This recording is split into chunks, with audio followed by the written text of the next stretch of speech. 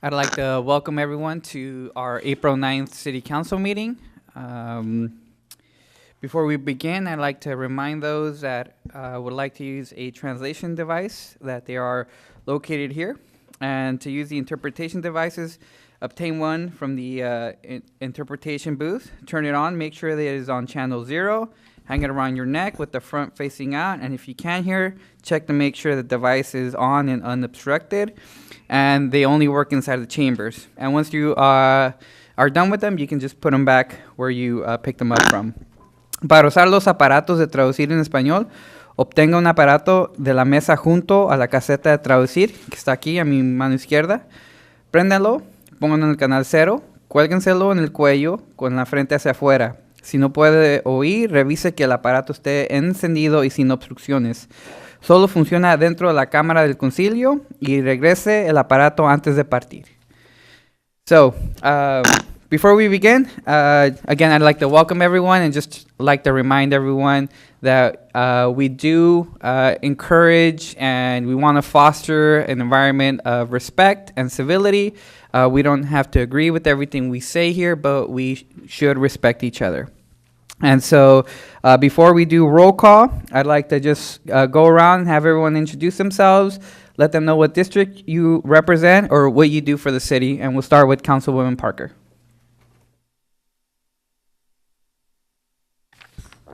Hi, my name is Ari Parker. I am the city councilwoman from District 7, which starts from Tuttle to Rogers, down Martinelli, over to Wagner, encompasses McQuitty School, over down East Lake to Vista Montaña. Along with that whole area comes down to the senior villages, all the way down Bridge Street to Beck, back up to East Lake, and then over to Tuttle again. And I am a city councilwoman. Thank you. Thank you. Councilman Hurst. Good evening, ladies and gentlemen. My name is Lowell Hurst, and I'm a retired teacher. I represent the district number 3, the 3rd district, which spans from Safeway to the airport to Watsonville Hospital, Rolling Hills, and Freedom School. Thank you. Councilman Hernandez. Good evening, Councilmember Felipe Hernandez. I represent District 1, which is from Vernon Street, Union Street, all the way down downtown, and all the way up through Main Street, through the Target Shopping Center, all the way up through Ohlone and all the west side. Thank you. Councilman Gonzalez. Hi, Aurelio Gonzalez, District 2. I represent the part of Rogers Street to Hill Street, and then I come back down to Beck Street and take it all the way to the levee and down to Union Street and back up to East 5th Street. And Santa Rosa Taqueria is in my area. Councilwoman Kaufman-Gomez. Good evening, folks. My name is Trina Kaufman-Gomez, and I represent the 6th District here within the city limits. And the location of that is just above Minty White School. I take Brewington, I split Rogers halfway. I get to some of the state streets where you see Delaware and whatnot for that particular location. And I hop over Freedom Boulevard from the Madison section to half of Marin and the Santa Clara and the county streets, the Shasta, Santa Clara, Napa, those particular streets on the half of Arthur Road where those county streets are located. And I split across the street where the Wells Fargo is on Clifford is the other district. And then I also go all the way up Freedom Boulevard. So I have your Crestview Shopping Center, I have the county buildings, the Kmart location. I go all the way over to the towers. And my district actually encompasses the city portion of Pinto Lake Park. Thank you. Councilwoman Garcia.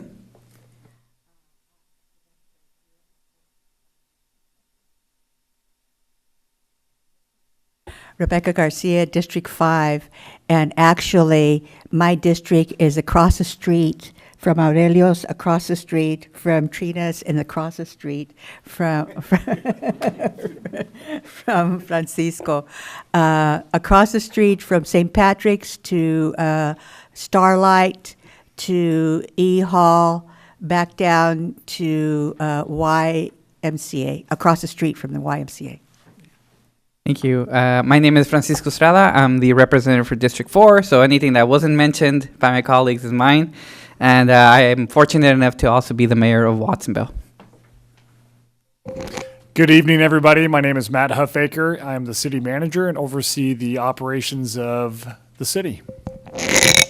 My name's Alan Smith. I'm the attorney for the city, for the council, and for the employees in their work at the city. I'm Beatrice Flores, and I'm the city clerk for the city of Watsonville. Thank you, everyone. And we will now go to item 2 on the agenda. If you didn't grab an agenda, feel free to grab one. They're outside, both in English and in Spanish. And so we're on item 2, roll call. Ms. City Clerk, whenever you're ready. Kaufman Gomez, Present. Garcia, Here. Gonzalez, Present. Hernandez, Here. Hurst, Here. Parker, Here. Estrada. Here. Thank you. We will now move on to item 3, the Pledge of Allegiance. And I just saw my good friend Israel Tirado here. So, Israel, if you could please lead us in the Pledge of Allegiance, we would appreciate it. The flag of the United States of America, and to the republic for which it stands, one nation, under God, indivisible, with liberty and justice for all. Thank you.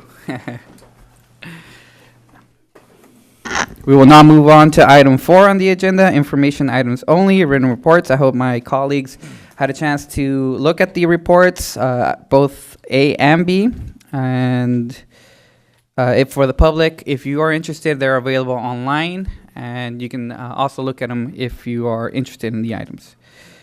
Yes, Councilwoman Garcia. Just in case you're looking for, in terms of miscellaneous document, well, not under there, but it comes under, I think, I'm not sure where it is in the list. The minutes are not reflected this time, but they will be next time. Okay. Thank you, Councilwoman Garcia. Appreciate that. Great. And now we will move on to item 5 on the agenda, presentations and oral communications. And for those of you who are here today, you are in for a special treat. We have the Watsonville Community Band, an institution here in our community, and they will be performing Gippsland if when they're ready. Oh, wow.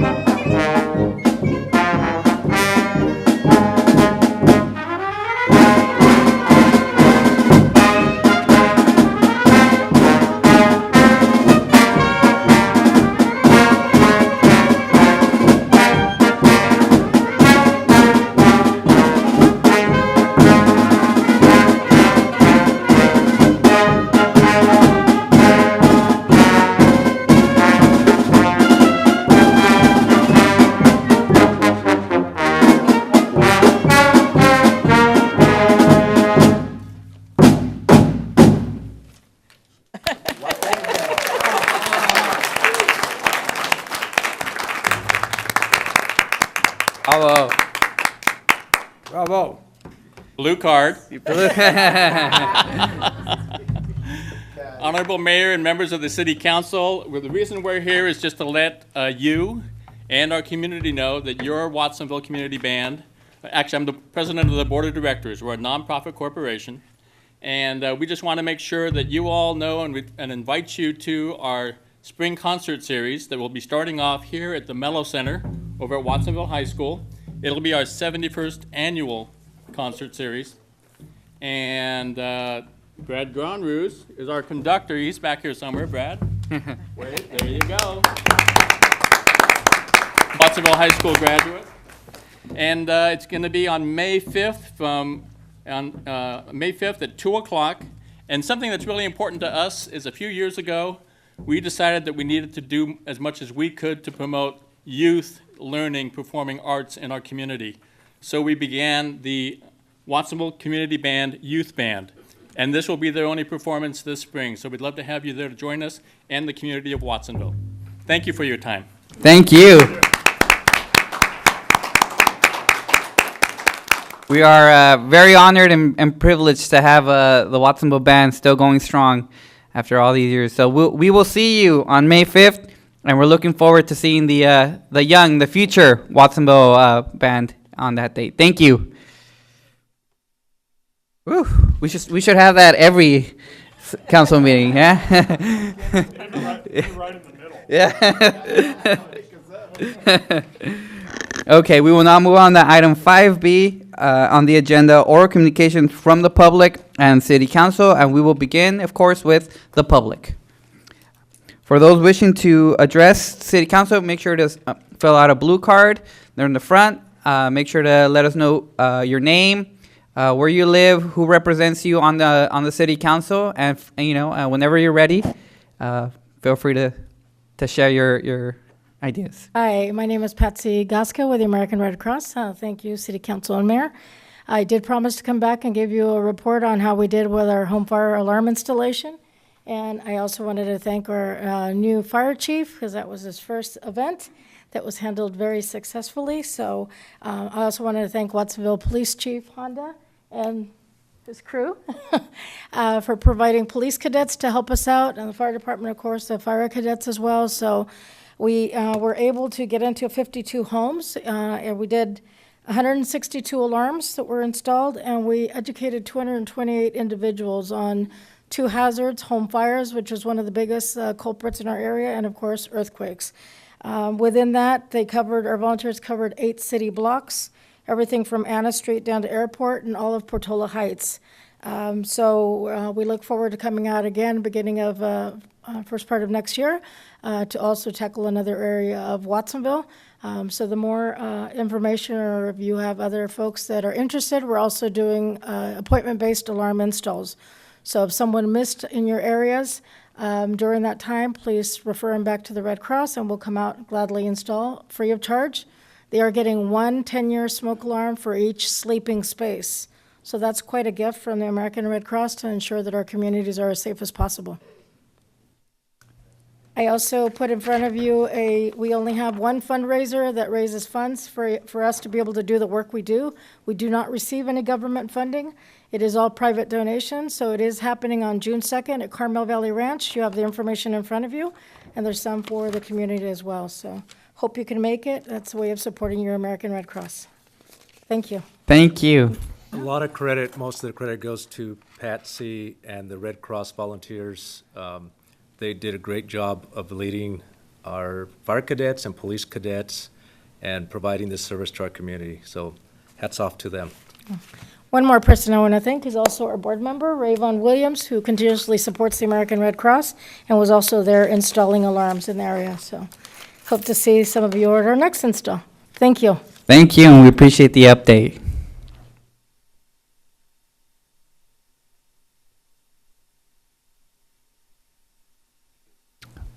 Welcome. Good evening, Mayor Estrada and City Council, staff. My name is Kimberly Firm. I'm the Executive Director of Pajaro Valley Shelter Services. We're celebrating our 35th anniversary this year. And we're celebrating our 35th Mother's Day Run for Shelter. It's on Sunday, May 12th. It starts at 7 a.m. and ends at 10 a.m. Some of you have been here and part of it, and all of you have been part of helping us do the good work that we do in our community. Our Mother's Day Run for Shelter is really a partnership with the city police, the fire department, so that we can have 800 people come to Ramsey Park, walk or run for shelter to support homeless families with children, single moms with kids, single dads with kids, and two-parent households with children. I have packets here for you. There's 10 packets, and on the front is our cover of our strategic plan, which will be adopted by our board of directors at the end of April. And on the back is posters for our Mother's Day Run for Shelter. And inside your packet has registration forms, our newsletter, and these are important because you could read them and recycle them by passing them on. So please, there's 10 packets, and if you wouldn't mind passing it out. It really is exciting because through a grant from the Packard Foundation, we updated our strategic plan. And we have 5 main goals that we're going to be focusing on over the next 3 years. So I look forward to you reading that snippet. And when the final plan is adopted at the end of April, we will make sure that each of you get a copy of it. And we'll be honored to be able to continue the good work we do to empower families to end homelessness. So there's additional registration forms that I have here, and if any of you are interested in learning more about Pajaro Valley Shelter, it really is a partnership. And thank you all so very much for what you do that allows us to do the work to empower families to end homelessness. Thank you. Thank you. We also want to thank you for singing the national anthem at Watsonville night at the Santa Cruz Warriors game. That was beautiful. It's an honor. Welcome. Well, good evening, Mr. Mayor, Mr. City Manager, and other appointeds and all city council persons. I am, first of all, want to thank council members Lowell Hurst and Rebecca Garcia for their generous support of the YMCA. We greatly appreciate it. I also want to thank Steve Palmisano, our city works director, for his generous contribution. And I'm not dropping any hints to the mayor or the rest of you, but I'm going to be here all evening, and we do take cash. Now, you may know that the YMCA serves the youth of the city in huge numbers, and also seniors like me in large numbers as well. And it has turned around the lives of many people, particularly in the areas of diabetes management and weight management. So I'm asking anybody here in the audience, be a hero, contribute to the YMCA, and help make someone's life better. Now, the other reasons I'm here, first of all, are that I received a delightful email from Nick Kaluga. I believe he's our city parks director. And in this lovely missive that Nick sent, he informed me that yes, the city is finally going to cease and desist spraying Roundup on the city parks. Now, if you guys here in the audience don't think that's a big deal, it's a big deal.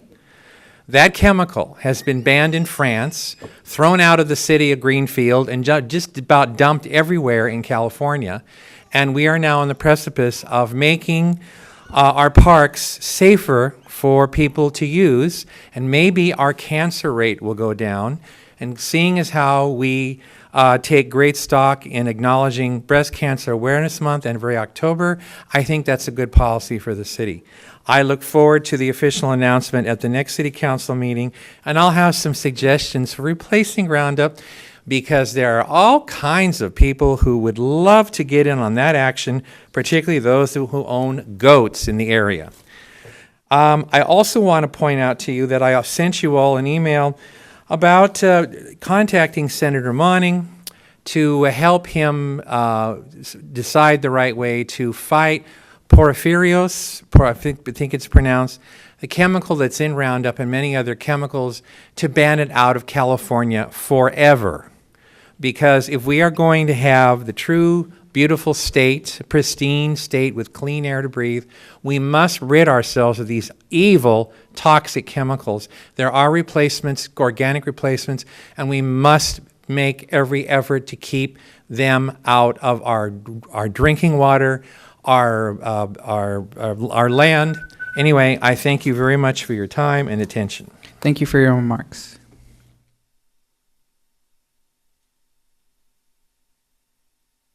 Welcome.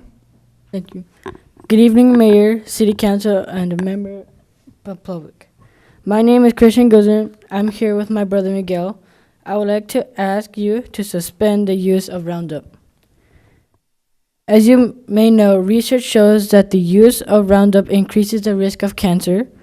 I would like to live in a city and and play and walk in city parks free from pesticide. Thank you.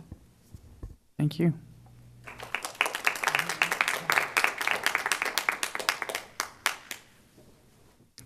Anyone else looking to make any oral communications to City Council? Welcome. Hi, my name's Kirby Harris. I live on Bridge Street, and I'm here about Roundup also. With all the new information coming about the toxicity of Roundup, it's alarming to me how it affects humans, our pets, wildlife, beneficial insects, and our environment as a whole. The cost to the health of our citizens and our environment far outweighs the minor increase in cost for a safe alternative, not to mention the cost of liability to the city. We would like the council to include a suspension of Roundup and all toxic chemicals in the city's IPM plan, and we ask the council for extra funding to make the immediate switch to alternatives. Thank you. Thank you.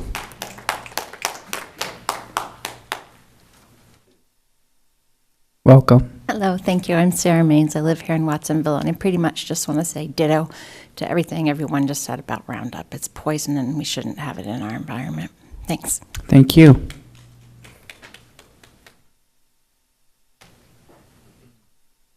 Welcome. Well, Mr. Mayor, Mayor Pro Tem Garcia, and members of the City Council.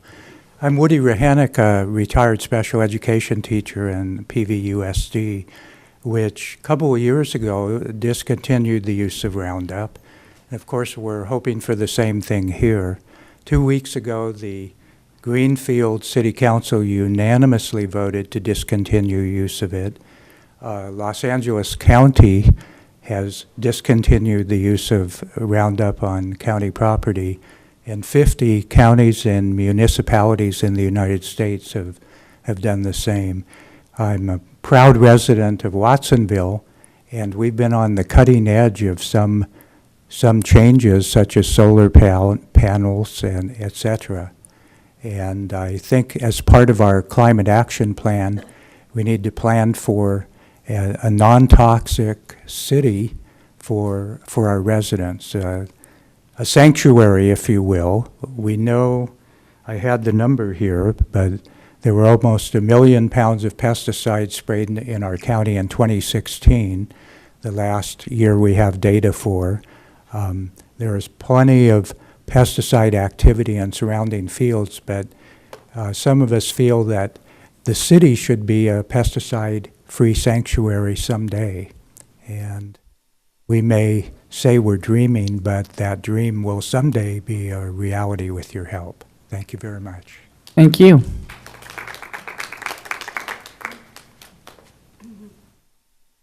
Welcome. Thank you.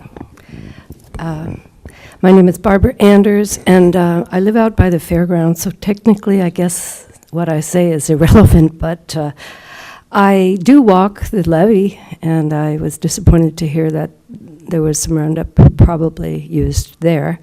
I do go to Pinto Lake Park frequently with my granddaughter, as well as Ramsey Park. I just hope that the changes that appear to be on the horizon in Watsonville really do take effect, because it's almost like climate change, and the climate science is so overwhelmingly it's solid, and it's almost funny to question it. Well, I feel the same way about Roundup. The evidence is there, it's solid, it's been solid.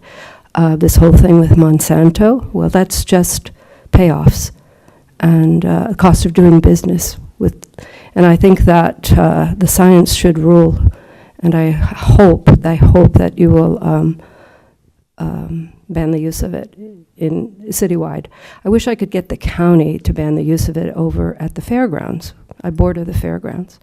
But there's not as much intelligence going on there as there seems to be going on here. So thank you very much. Appreciate it.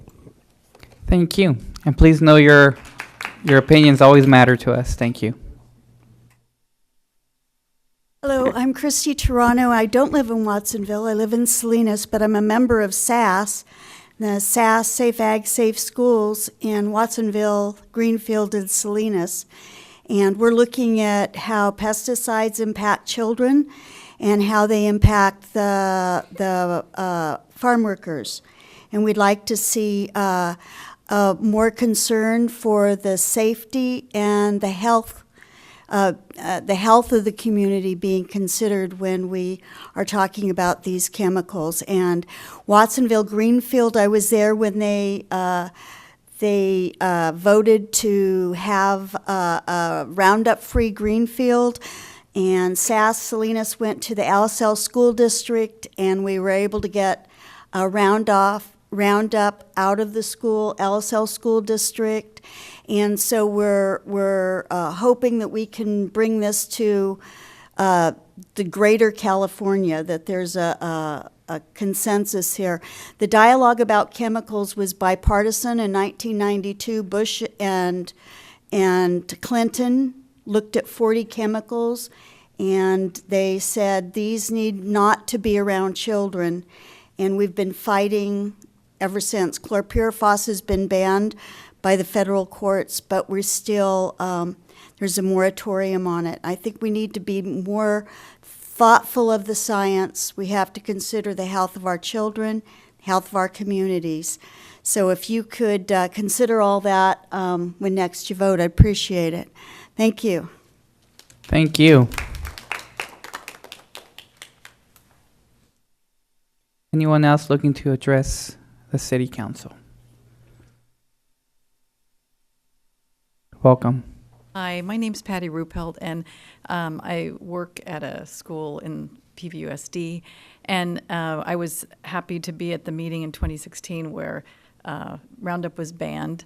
Obviously, it's springtime now, so the school where I work, there's many surrounding weeds, and just last week somebody came in with a weed whacker and got rid of the weeds, and it's really a nice feeling to know, working there and around a lot of kids who are really sensitive, that we don't have to be watching to see somebody in a suit coming with this strange chemical that we don't really know how it affects them. So it's a good feeling in the school district that we're not using they're not using Roundup, and I really hope that we can expand that into the city. I also want to say that the wonderful tree planting that's going on in Watsonville right now is such a great benefit to the city, and to me, banning Roundup really goes along with that same idea of really greening Watsonville in a positive way and making sure that we live in a really healthy community. So thank you. Thank you. Matt, who do we have to thank for the tree planting? The tree planting has been a partnership between our Parks and Community Services team and Watsonville Wetlands Watch, and with also support from the California Conservation Corps. So it's been a community-wide effort. It's really exciting to see, and you'll see more of that coming down the road. Thank you. Welcome. Hi, Kathleen Kilpatrick. I live in RA's district. We're kind of tracking a moving target here. So this is the first time I've ever actually written comments on a phone while riding a stationary bicycle. So I apologize if I don't make eye contact. So I want to thank Parks and Rec for the plan to suspend some of the Roundup, but I still wonder about the areas that are not under their control. This is not a radical idea. Over 30 cities in California, 4 counties, have done the same, and cities all over the country, all over the world. Many of them have done that because of the liability risks.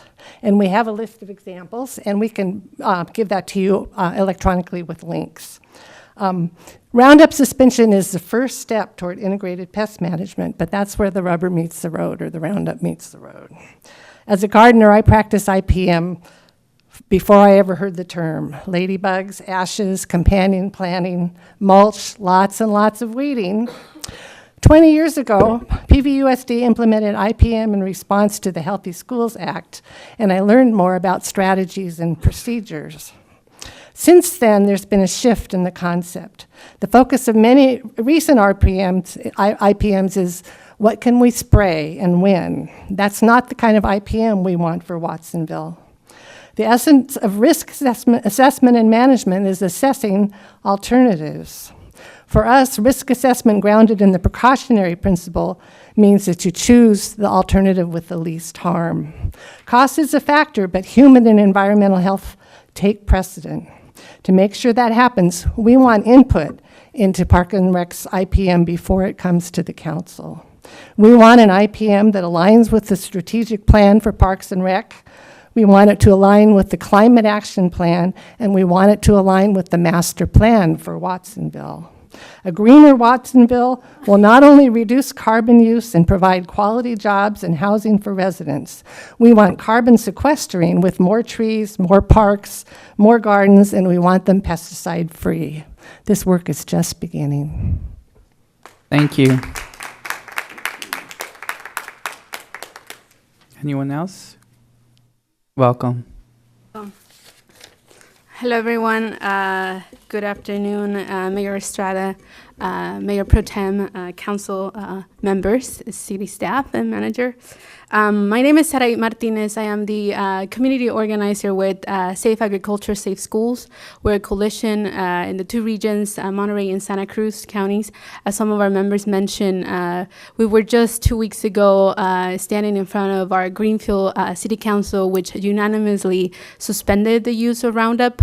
I'm really excited to know that the city of Watsonville is thinking ahead and thinking of an integrated pest management policy, which I think it's great for the city to ensure that we continue to build this greener Watsonville. However, I am concerned about the proposed plan of reducing the amount of Roundup and not suspending it immediately. As we know, there is increased health risk by the people that use it, but also it puts at risk of our community and our children. It is really threatening the health of our residents. So I really hope that, you saw the people standing here in front of you that are residents of Watsonville that really want to, and the many more that couldn't make it today, that really concerned of the use of Roundup and this reduction. According to the email that was sent to community members by the Parks and Community Service Director, only 4% of the city uses, of the Santa Cruz County is used in Watsonville, and that to me it seems like a small amount, and I hope that the cost of the citizens' health is greater than that.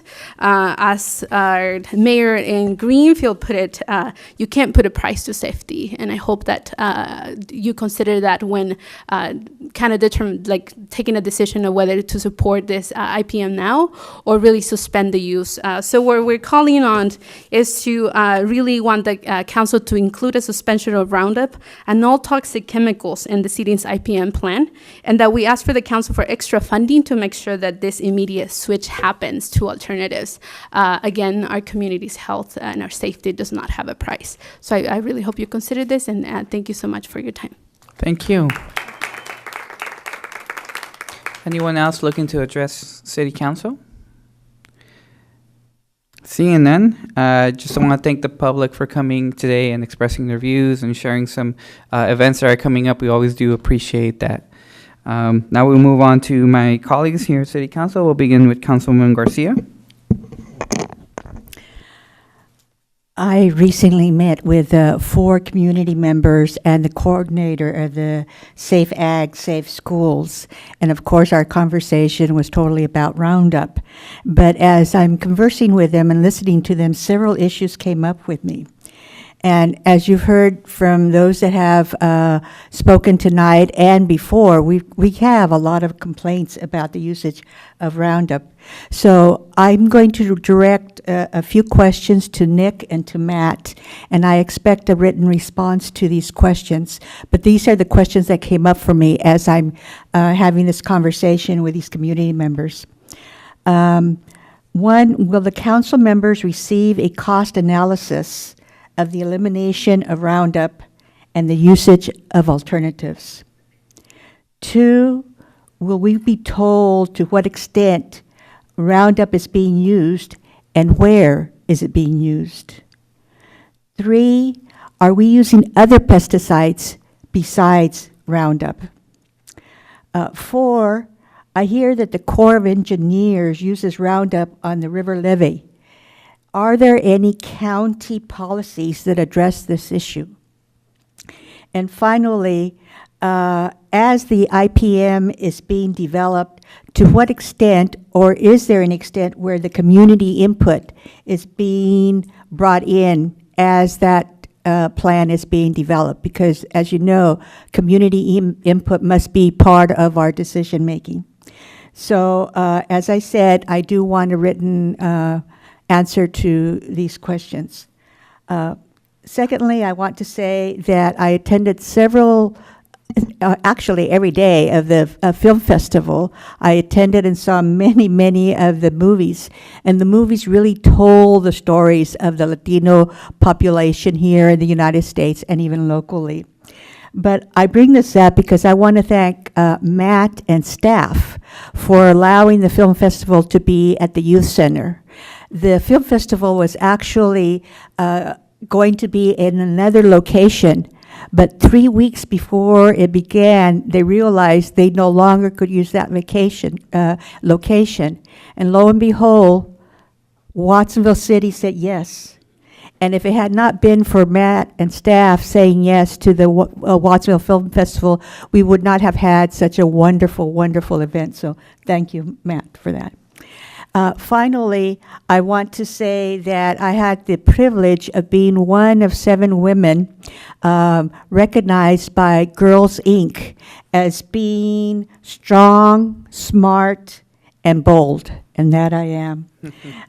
This organization works with girls and young women from the ages of 8 to 18 on leadership and self-empowerment.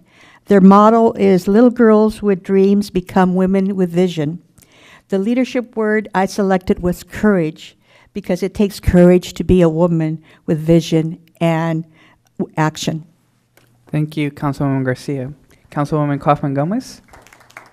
Thank you. I'll make it really brief. I wanted to say that we had a presentation with Kathleen Crescetti about the mural work that's here, and she's encouraging people to help bring some feedback to this.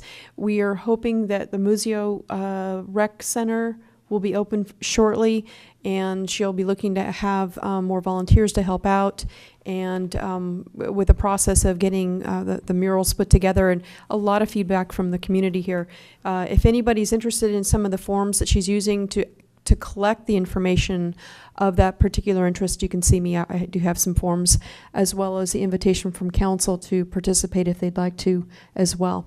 So I look forward to that particular project. That'll be 5 years in the making, and it'll really set a big mark for our community with public art. The other art show that it's just opened up is the Vote Show that is at the gallery that opened up on Sunday, and that was quite impactful. There were a lot of activity with the history of the voting and what Watsonville's impact was throughout history, and I encourage you to take a look at it. It's right next door to the YMCA when their hours are available.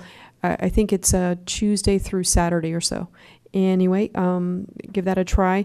And I also want to thank the Scouts. I don't know if you realize this, but every time that you see those flags out on Freedom Boulevard to honor our veterans, that is a result of the local Scout troops that put those flags out to honor those veterans. Each of those flags belong to one of the veterans that has passed on. So they are placed in honor, and that they're very impactful. So I just wanted to make sure that when you saw them, realize that every single flag should be acknowledged for that particular veteran in this community, and it's nice to see the Scouts really wanting to help the veterans with that project when the flags are out. And that's what I have to say. Thank you. Thank you. Councilman Gonzalez? Hi, good evening. Apologize to my councilman for being late, but I had a Little League game to attend on the River Cats Bulls, 6-8, we won. Anyways, I did attend the event of the Scouts, and I also went to the Symphony this Sunday. I thought that it was an awesome show. I took my granddaughter. She's 8 years old, and she loved it. I think we should be bringing more music to the city of Watsonville. I think it's important. But the other thing I'd like to ask, is it possible that we can bring up back on the agenda the banning of Roundup? Because, I mean, I personally don't use it in my house. I have a garden, and I till it, I weed it, and do everything else. But I think it's important for our community to understand the procedure, and that the council make a stand on, and that the community understand is where we stand on Roundup. We will be addressing the issue on April 23rd, is that correct? That's correct. So, thank you, Councilman Gonzalez. Councilman Hernandez? So I want to thank everyone that also attended the whole thing of voting rights was really important. I attended one of the films that they showed here about voting rights and about the Southwest Voter Registration Project, which I actually did do that project twice in Watsonville back in '94 and '95. It's really important that, you know, folks register and vote, and the whole voting rights, the district elections that happened here in Watsonville, it's a history that everyone should know about here in Watsonville. But it was a great event. It was a great film that talked about the history of voting rights, and in particularly Texas, how they would gerrymander some of the lines over there. I attended also the ISTW Portuguese crab feed. Had a great time with the Portuguese community there. I also attended the exhibit that they had here for the voting rights at the PV Arts here on Brennan. I really encourage people to go see that exhibit. There's lots of great documentation in the form of pictures, and the photographer of a lot of those exhibits there is from Watsonville, Bob Fitch, that just passed away. He also has another exhibit at the Stanford Library. It's also online if you can't make it over there. I encourage people to look at that. The Light Up the Night bike ride was awesome. There's like nearly 200 people that showed up. Tons of bikes, tons of people had fun. We are going to have another one, hopefully at the beginning of May sometime. And then there was a public input meeting that the Monterey Bay Community Power had, and I was really encouraging to see so many people that showed up for that meeting at 9 a.m. here on a Saturday morning here at the city. I think it's all the decisions that they make there is going to impact the entire region plus Watsonville. So it's a really good project to check out the next time that they have a meeting here. I also attended the chamber mixer that they had over at Worgen Wines. If you ever haven't been there and you're a wine aficionado, I encourage people to go visit Worgen Wines. I wanted to give a plug for something that's coming up. It's Open Streets. It's Ciclovia. It's a time when they close all the streets in a certain area, which in this case it's going to be Brennan Union, and they allow bikes, skateboards, walking your dog, but they open up the streets for bikes, and I encourage people to attend, to mark your calendar for Sunday, June 2nd at 11. This month is also Distracted Driving Month, April, and I encourage folks not to drive with your phone, or else you'll get a ticket from Watsonville Police Department. I think distracted driving has caused a lot of the bike and pedestrian accidents and accidents in general. Just don't drive with your phone. I also want to thank the Watsonville Police Department because they've been, constantly, keeping our neighborhood safe. I know that they pulled drugs off our community. They've pulled firearms, assault rifles the last couple of days.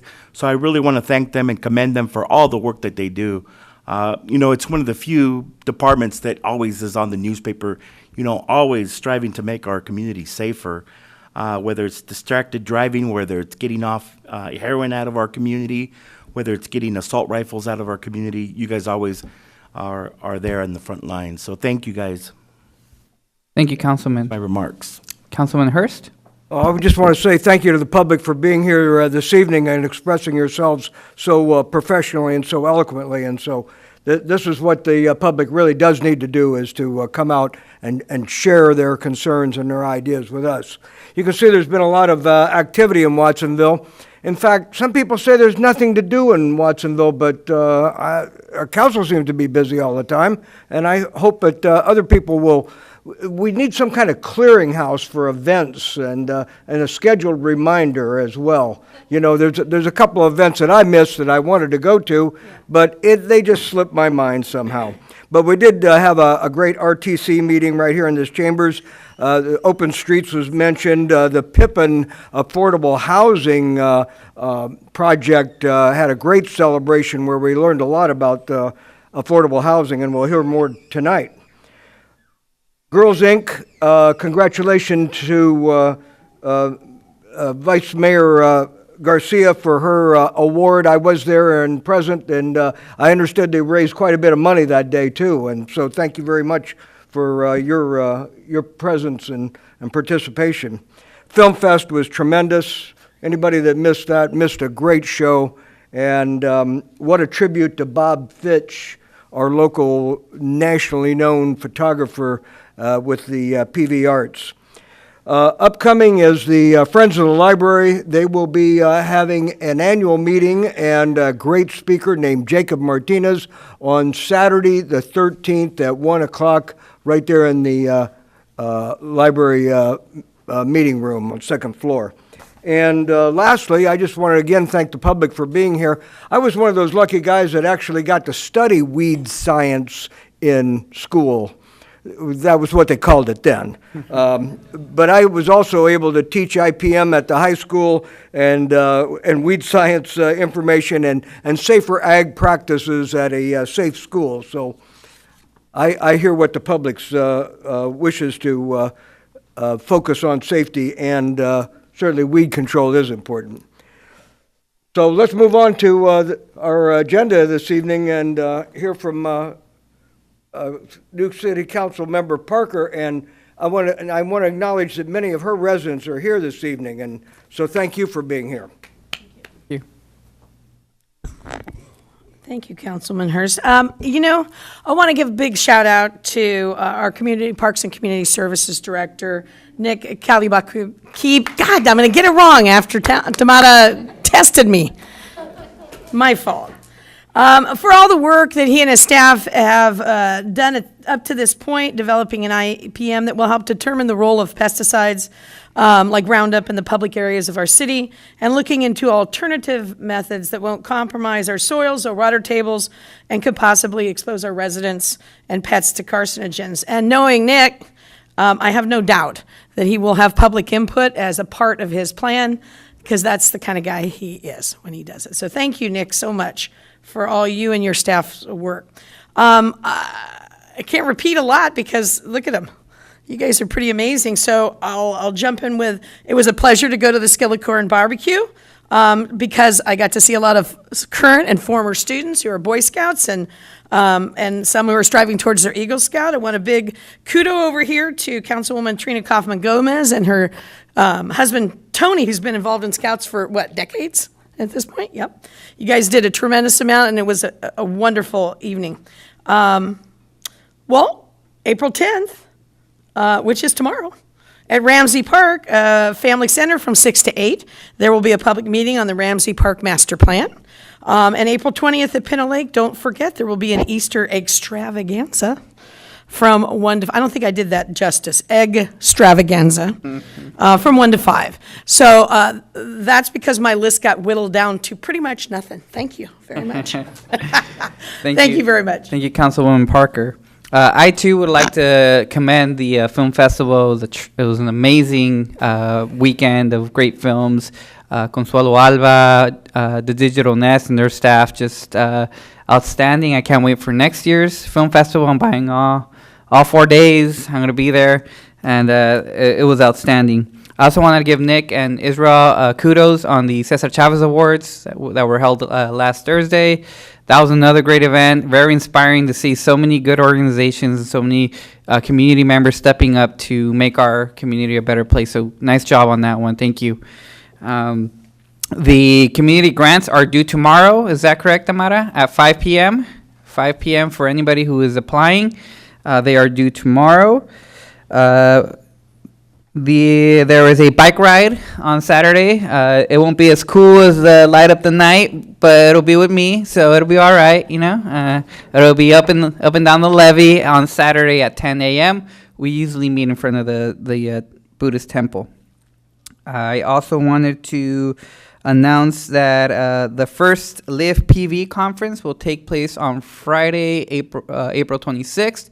It'll be at the Veterans Hall, and that's being put on by a couple organizations, Second Harvest Food Bank, the Health Trust, and a few other organizations.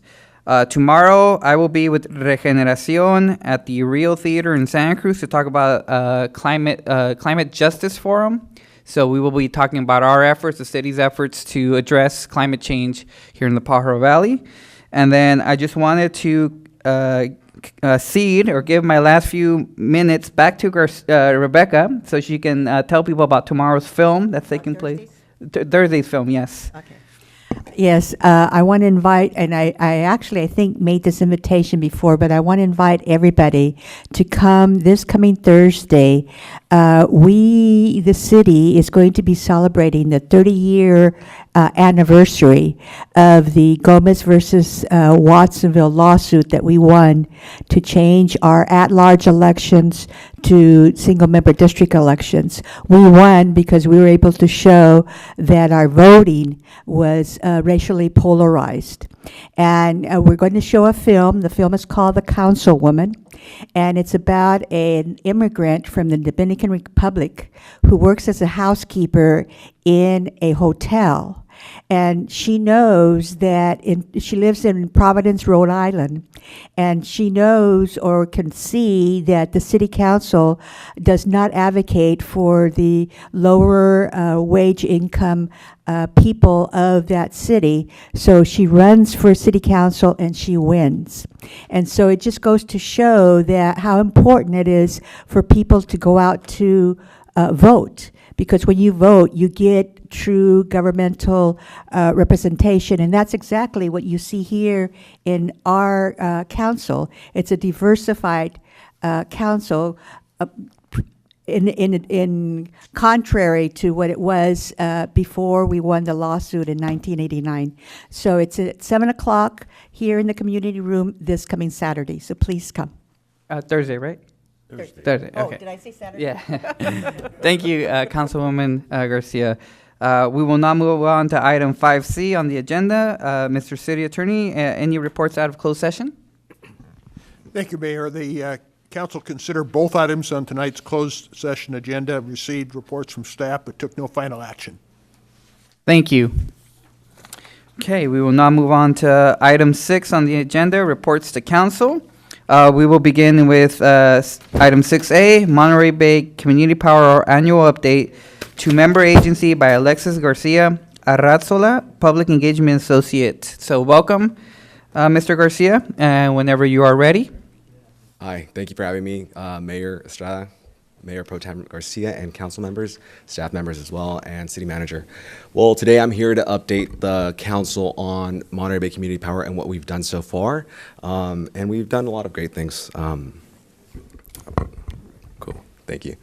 So who we are, as many of you guys know, we are the new electricity provider for Monterey County. We launched service in July of 2018, and just giving you a little bit of feedback in regards, just in case anyone forgot. And we want to thank you guys for letting us host our workshop on March 30th, which I know Councilmember Hernandez was there. Greatly appreciated your feedback and just hearing us out as well. And we are proud to announce that our first project installation for Project Sunshine, which installs solar panels on moderate to low income housing for free, the first house was installed in Watsonville as well. So we're super excited to be leading that as well. And want to announce that Morro Bay and San Luis Obispo will be joining us in 2020 where we'll be closer to a more Central Coast program, unified Central Coast program, and just giving you some feedback as well that in just 8 years, California has gone from 1 operation CCA to 21, so we are growing at a fast pace as well. Also want to just shout out that we are 20 local government agencies and the largest CCA in the whole state of California, covering 3 counties. So that's a pretty cool thing to highlight as well. And just sharing some Mbcp accomplishments that we've done. We have reinvested $1 million for energy programs and $4.4 million for customer rebates. We received a $6 million grant from the state of California for EV infrastructure that we'll be placing in all 3 counties as well. Adding local support with contracts and local vendors with over $500,000 that we've supported through the Tri-County area. And we've also managed to establish 26 full-time jobs, local jobs here in the Monterey, in our Monterey headquarters, and over $53 million in reserves. Our debt service and loans were paid off within the first few months of operations as well. And clean energy, we are going forward with ensuring the community with financial stability as well. So that's a cool thing that we are. And just sharing some cool things about the Mbcp rebate, estimating over $8 million in 2019. That's what we're going to be estimating for the incoming year. As of when customers received their rebate, we distributed $4 million in rebates, so we're expecting double. And the majority of the rebate went to commercial customers just because they launched in March, and residential customers launched in July, so they received a little bit more of rebates, but those levels are expected to level out within this incoming year's rebates. So we'll see an increase in numbers for residential customers as well. Watsonville received the 5th highest portion of the rebate this year, with roughly 7% of the rebate dollars that were allocated, which totals up to $282,000 that the city of Watsonville received for our customers. And then just shining some light on Mbcp energy programs, 2% of our gross revenue was set aside for this year for programs, and we are getting ready to decarbonize the region. As mentioned, the first installation for Project Sunshine was in Watsonville, which is a cool program in collaboration with Grid Alternatives, which allows for solar panels to be installed on low to moderate income homes, as mentioned. And we are partnering with Monterey Bay Air Resource District to launch our EV incentive program. Phase 1 would allot roughly $4,500 for low-income customers who want to acquire an electric vehicle, and that incentive would be on top of what the state of California allows you. And for nonprofit organizations or government entities, we'll be giving out roughly $3,000, and any other customer that wants to apply for this program will receive $1,000. And yeah, so those are the current programs that we have going on. The EV incentive program would be called Monterey Bay EV VIP. I know it's a mouthful. And also shining light on the Mbcp outreach program that we have going on. We are collaborating with Spanish news station Univision and the Spanish radio station La Tricolor 99.5 FM. And what we do is we go out to the fields and do outreach to a community that really isn't able to have some input. They work from sunrise to sunset, so they aren't able to attend our forums or our public meetings. So a cool thing that we do is we go out to the fields twice a month and we provide food. And during that lunch hour that they have, we provide them information on programs that are available to them, what Monterey Bay Community Power is, and sort of do an informal information session on sustainability and climate change as well. So it gives us an opportunity to be out in the fields, talk to our community, and get some input that we can then bring onto the headquarters and create programs for our communities at a more personalized level instead of generalizing for programs. So it's a really cool program that we have going on. We launched it, we partnered with them last June. So we're going for a whole year of service with our agricultural workers, and it's shown huge success. And we've also brought the Monterey Bay Aquarium with us as well, where they do raffle tickets and give lessons on sustainability and how to pick and choose your foods. So it shows great progress. Like I mentioned, it makes customer connections. We've reached almost more than 500 customers with this outreach program, 700,000 via radio. We also do radio spots announcing our programs and just gaining some input from our community. We also did just launch our Facebook Spanish page, where we are hoping to get some input from our community members at a more personalized level and just make it a forum where people can ask questions and feel comfortable enough as well. We are also sponsoring workshops, attending local events, and partnering with social service organizations. So 2 major organizations that we're partnered with are called CISNE, which have nonprofit organizations in the Salinas Valley and that cover Watsonville as well. And it's just a forum where we all get together and find out events that are going out on our Tri-County area, where we can then tackle and go and provide information to them as well. And placing op-eds in Spanish newspapers is a major portion. We do realize that our Spanish community isn't able to receive a lot of information. So what we do is we have also partnered with Univision to do some segments with their Despierta Monterey Salinas segments, where we inform the community on how to read their bill, how to understand what this new provider is, and just growing Mbcp's media presence through Univision, Telemundo, Radio Bilingüe, and El Sol newspaper. So we're really, that's a cool program that we have rolling out and that we're super proud of. And that was just a whole brief overview of what Monterey Bay Community Power does and what we've done this whole year servicing Watsonville and the Tri-County area as well. Thank you. Any questions or comments from Council? Councilwoman Parker. Thank you for your information and presentation. It was a lot. I do have something I wanted to inquire about, because I'm online, Facebook threads and everything, and there was a tremendous amount of people who were leaping off the Monterey Bay Power grid. They were freaking out because they saw this separate power charge. Yeah. Now, there were a few voices of reason that were there that were trying to explain to them, it's the same charge, it's just broken down into 2. But it didn't seem to be getting very much play on the conversations I repeatedly went back into, over the course of, the last week or 2. And I just wondered about that, how you mentioned you launched one Facebook page in Spanish.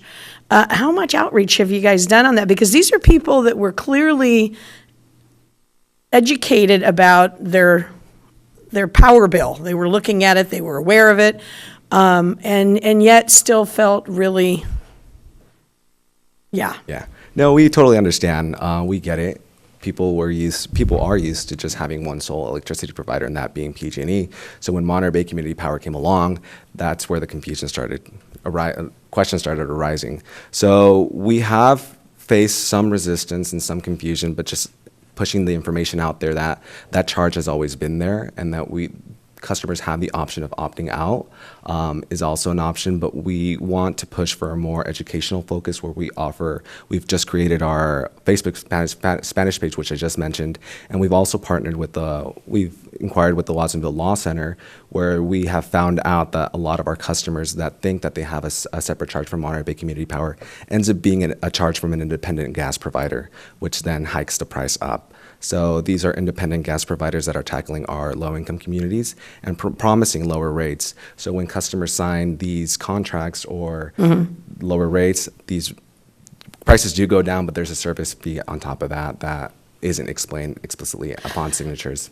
Yeah, I was wondering, just a thought, you have someone who is trolling all these Facebook threads that are going on, and there was a couple of people, like I said, I don't think they work for you, but they were putting in website information saying, no, you're going to get it through. This is clean power. They're trying to hit all the points, but, it would be great to see a little bit more of that. We have, I was going to say something. Don't we have a utility tax that we have here in the city of Watsonville? And I wasn't on council then, but I do remember it. And I think it's something that we need to think about, just like this, public input, a review of it as well. So I know that there's supposed to be some kind of annual verification. I know is that built into your process too? As well, a verification of what you just gave us, information about how many people it's reached, the revenues. Yeah. And is that something that we can do for ours as well? So Councilmember Parker, you're referring to our utility user tax for the rest of the folks here in the room. And that tax is collected as part of the bill that folks are paying on their PG&E bill. And as part of the budget, we will certainly plan on bringing an update as to how that's performing. You mentioned whether or not we do an annual review as part of the ordinance. It does require for an annual audit of that program, and we can provide more information, bring more information back to the council about that as well. Okay, that's good. It just goes along with this power. So thank you very much. And looking forward to that 3% rebate. Any other questions or comments from council? Councilwoman Kaufman-Gomez? Thank you. Now, the Sunshine Project, and Watsonville's the first recipient of one of our units that are here. Are you doing anything along that line that is going to be the storage, or is that just strictly the panels, the solar panel? From what I know right now, it's just the panels. I could provide you some more information, though.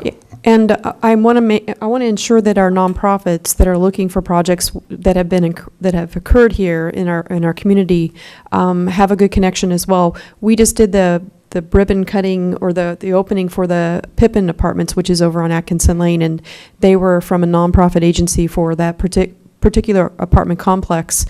We have Habitat for Humanity. We're looking at getting some of those units built up here shortly, and we really want to make sure that you know who the nonprofits are that are really working the housing component here, so that they can be engaged in what benefit can be done mutually, especially when it comes to the units that are being out there for the affordable units. Totally agree, and thank you for that. I think Monterey Bay Community Power has a strong belief that together, there is a greater power within community. So partnering with local nonprofit organizations would go a long way, definitely. And out of the 3%, I know that I opted to roll it back into a donation of some sort. How many people have actually opted to put the money back in towards these programs? Do you have an idea of how much money that looked to be so far from the numbers? Off the top of my head, I wouldn't be able to have those numbers with me, but I can give you a response within the next 24 hours to all the I'll see you in the morning anyway. Let's see. Because what this is saying is the 3% rebate for the community doesn't necessarily need to be back on your utility bill so you get the discount. It could actually roll back into programs so that it helps these programs along.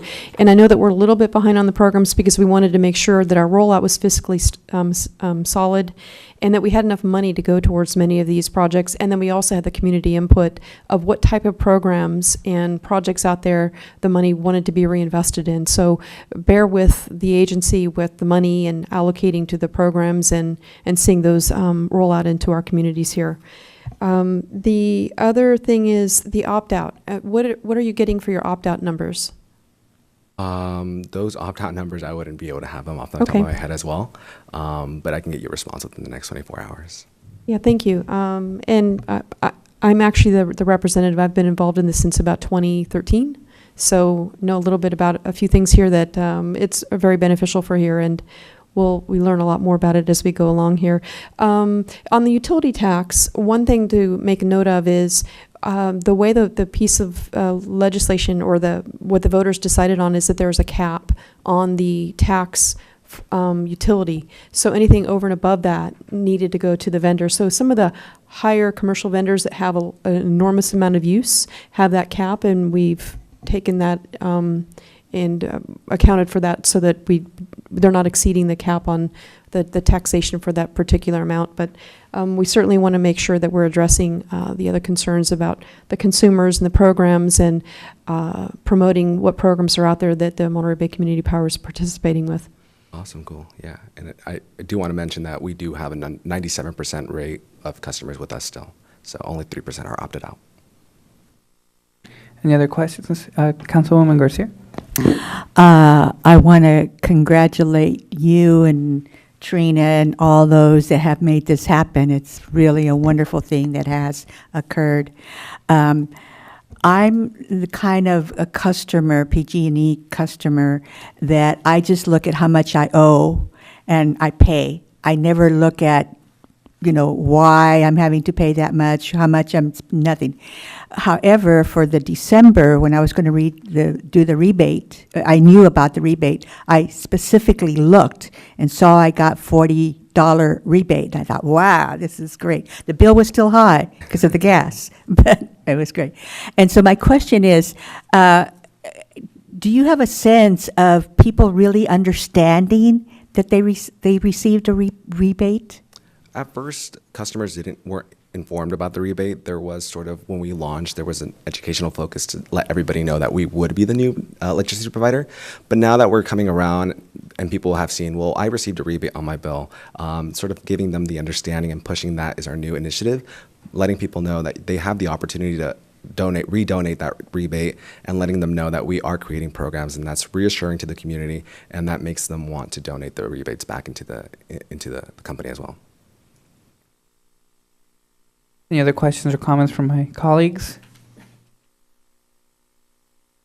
Okay, thank you, Mr. Garcia, for your presentation. We really appreciate it. Thank you. Thank you.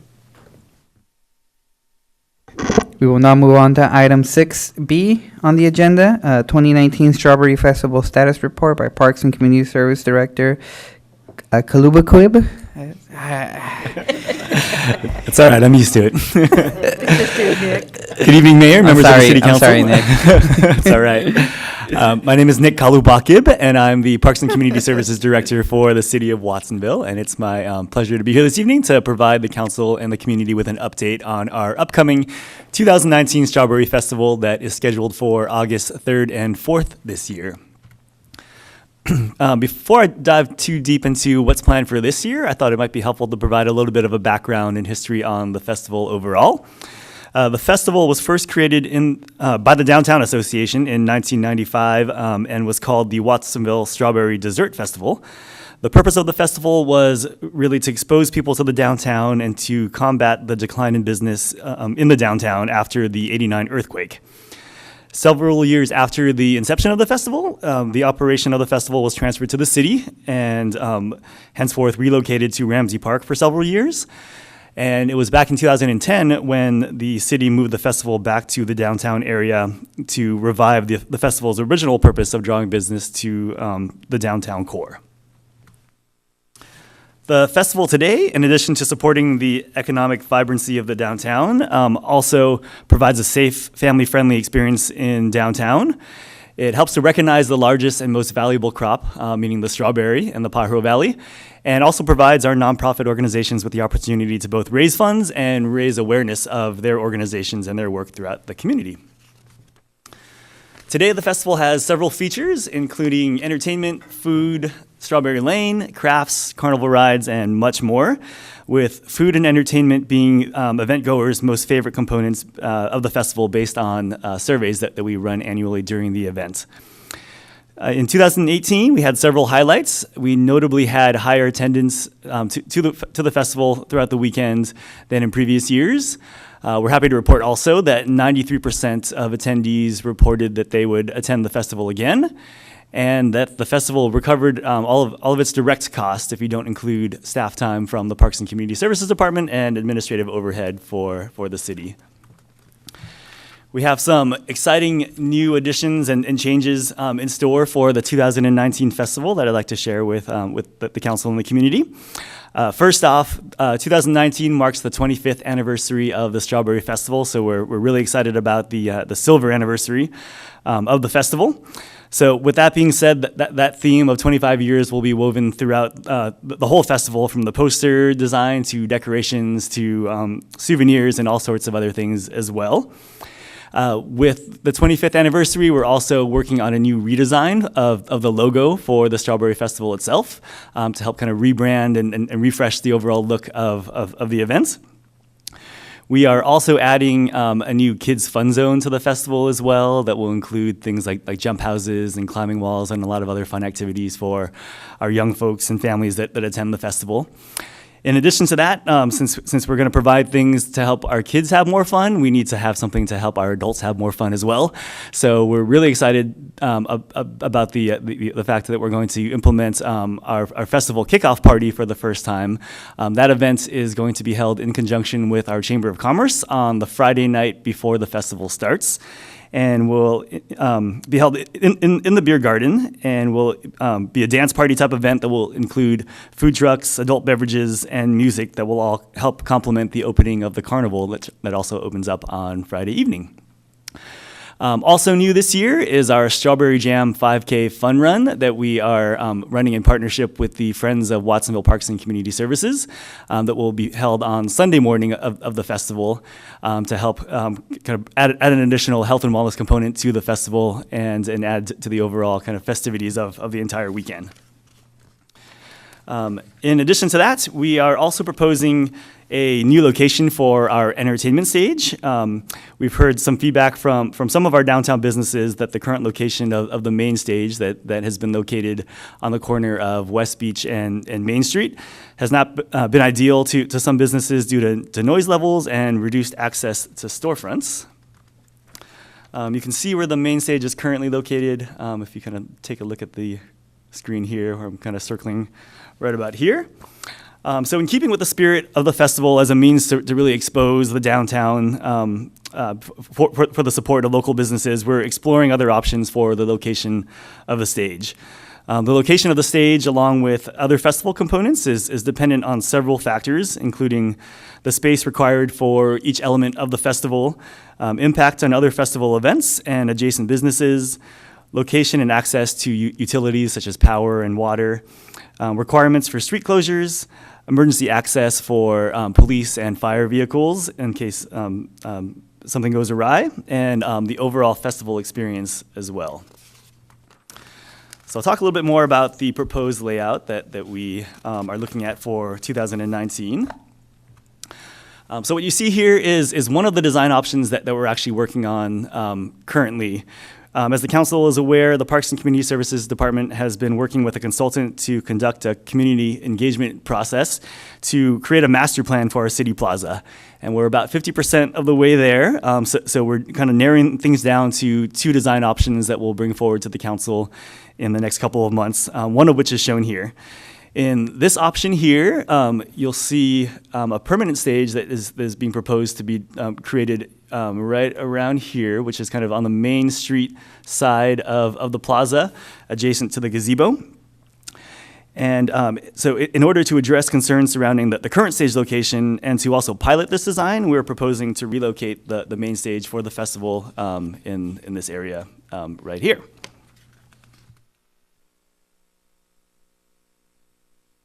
So this here kind of shows the basic layout as the festival stands today without some of the elements that we were proposing to move. So as I kind of move through these next slides, you'll see different elements pop in to locations where we propose that they go for this year.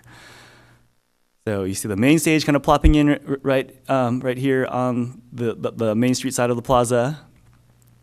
We're proposing to move Strawberry Lane over to Union Street. But Strawberry Lane, as most of you know, are made up or consist of our nonprofit groups that offer a number of different strawberry type desserts and have traditionally, or at least for the past 10 years or so, been located on Main Street between the beer garden and the plaza here.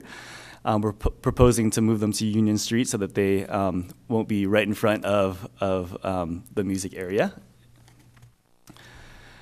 We have a number of kind of commercial type vendors that are brought into the festival, and we're proposing that they be moved from the section of Main Street, kind of east of West Beach, over to West Beach and kind of down this area right here.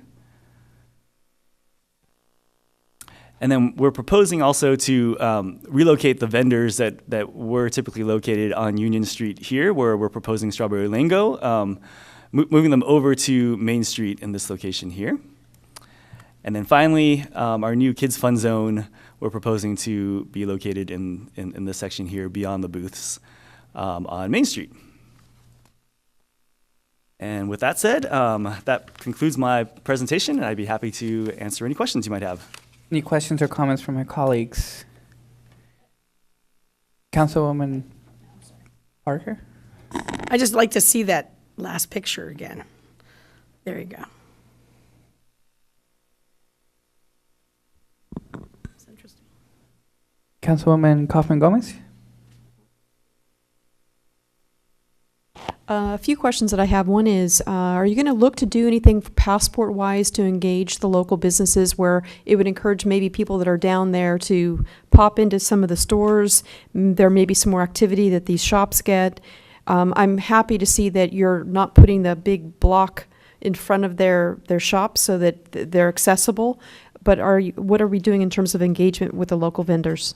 Yeah, I mean, in terms of an overall passport, I think that's something we could definitely look into, especially as part of our silver anniversary for the festival. It could be an additional component that we incorporate for the festival this year. I think in terms of overall engagements, our festival organizer, Israel, who's sitting here behind me this evening, typically spends a lot of time, oh, he's on that side, typically spends a lot of time before the festival engaging the local businesses and kind of asking for their feedback and kind of just doing overall awareness on behalf of the businesses downtown to ensure that their needs are also met throughout the weekend. The other thing we need to think about too is, we have the diabetic issue that's here, the obesity that's here, and this is a great product, but I don't think that it's introduced in this community as a great product that could be alternative to something that's sweet for dessert.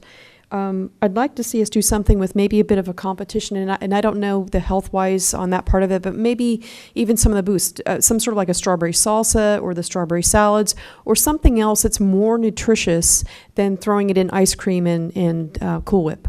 Those are great, but we have only, I only have so much bandwidth for sugar products anyway, and if we're really trying to be healthy, I would really like us to look at this as a field of entry for, some healthy choices out there for a product that's in this valley that everybody likes. Let's try a different take on it.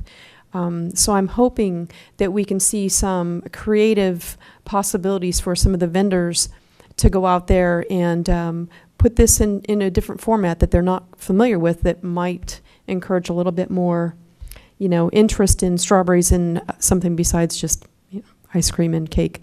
So I'm hoping that you can figure something to incorporate that. And then the beer garden, the issue I see here too is people are going to be at one end that are going to drink, and then you have the other end for the food.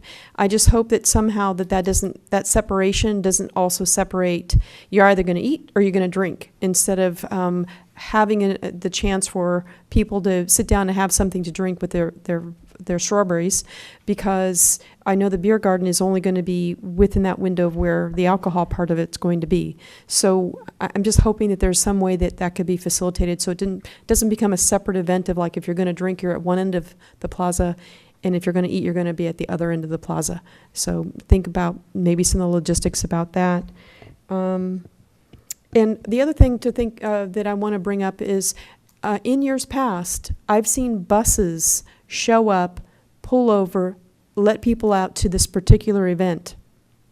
I'm really hoping that you can find out who these buses are or some method to do that kind of promotion, because it would be great to have a few buses show up to this event, pull over, and let 20 or 30 people out to come to this event that wouldn't otherwise come downtown or come to Watsonville. So I'm hoping that those are some ideas that might be beneficial to really bring this out, especially the 25th anniversary. And then the last thing I have is we did have the welcome sign with the 4th of July and the Strawberry Festival on both entrances. One that's at St. Patrick's, the big board there that has the service clubs and the festivals. That no longer has a poster for this event. Somebody pinched it. There is one on Riverside, but not on Main. So I'm hoping that maybe this will be a good time to promote the new or the 25th anniversary sign to be put out there for the welcome sign. Those are my comments. Councilman Gonzalez? Anyways, I do have a few questions, a few concerns. On the West Beach Street, you can have vendors. It's going to be close to that the parking structure. Are we going to have access to that parking structure? Yes, the intent is to definitely continue to have access to that parking structure, as that parking garage in particular is one of our main sources of parking for the entire festival. So you'll have hard barricades there? Correct, yeah. Not allowed cars go through there? Or? Right. Currently, we're, basically in the past, when the stage was there, we also had barriers to keep access from cars from entering the festival from that end, and we would continue to do the same thing with booths located there. And as far as shuttles, are we going to have a shuttle going from Ramsey Park to the event so people can access and park out in Ramsey Park and be shuttled in? We haven't explored that idea yet, but that's definitely something that we could look into and to determine if there's a need for that. Another thing, I'd really like to promote our local artists. Is there any way we're going to be able to help out our local artists set up shop here? Or? Yes. Israel has actually had several conversations with our PV Arts Council, along with some other local artists, to try to figure out some ways to better encourage participation from local artists, and also to ensure that we have opportunities for them that are affordable and make sense for kind of their bandwidth and capacity to operate a booth, say, for an entire weekend. So we definitely are looking into options. And I say that because, I mean, I'd just like to have a little bit more variety, because then some of those vendors that we had were kind of duplicated like 3 times. So if we had a little bit more variety and make it a little bit more interesting. Thanks. Definitely agree. Councilwoman Garcia? I'm very, very pleased that the city listened to our downtown business people in terms of moving the stage. And I like the idea of where you're putting the stage. My question in regards to that is, before where the stage was, there was hay where we would sit. Is that going to happen there, or are we going to use the lawn now to sit? The thought is that we'd use a little bit of both. So we'll have some lawn area for folks to sit on. We plan to put some hay bales on the lawn area as well. And then now that Main Street in front of the plaza is kind of clear from other activities, we'd also put hay bales on the street as well for additional kind of back seating for the stage. Okay. I liked Trina's suggestion about making our strawberry, what we're going to eat with strawberries, more healthy. And I think it was, I don't remember how many years ago, I suggested that we give the nonprofits that want to make money recipes and so if we give them healthy recipes, they might consider doing that with strawberries.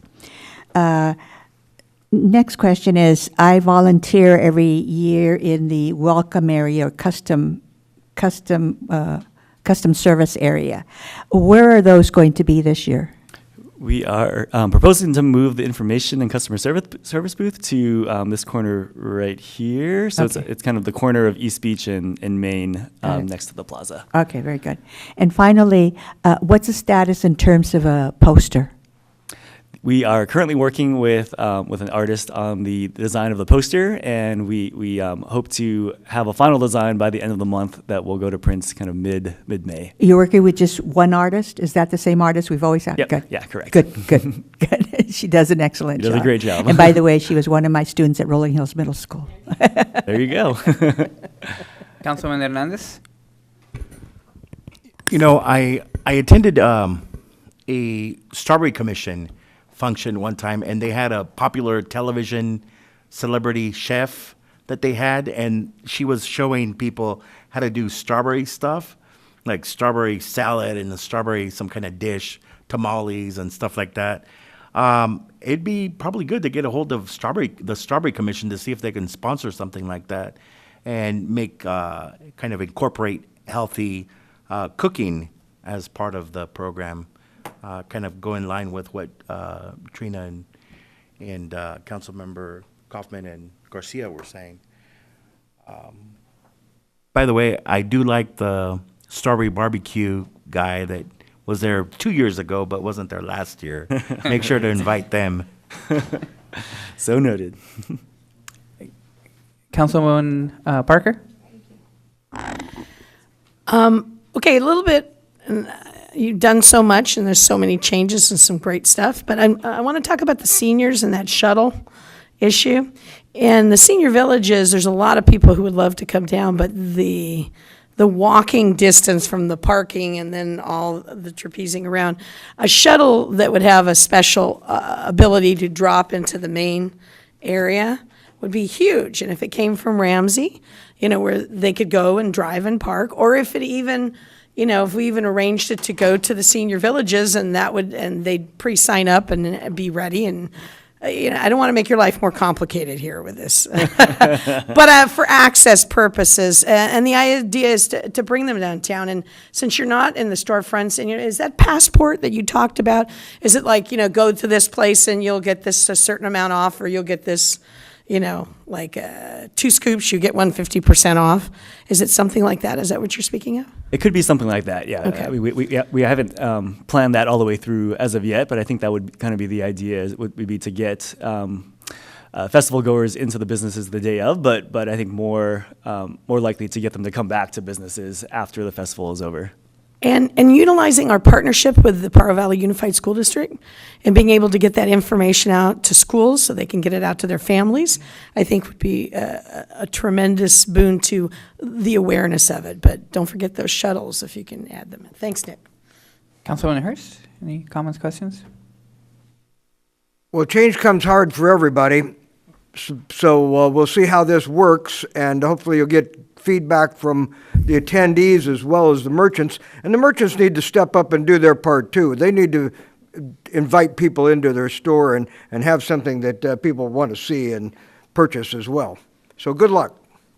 Thank you. Councilman Gonzalez? Yeah, one more thing. Actually, maybe 2 more things. But one thing, art. Is there any way we can open up a little area of so the kids can do chalk art on the street?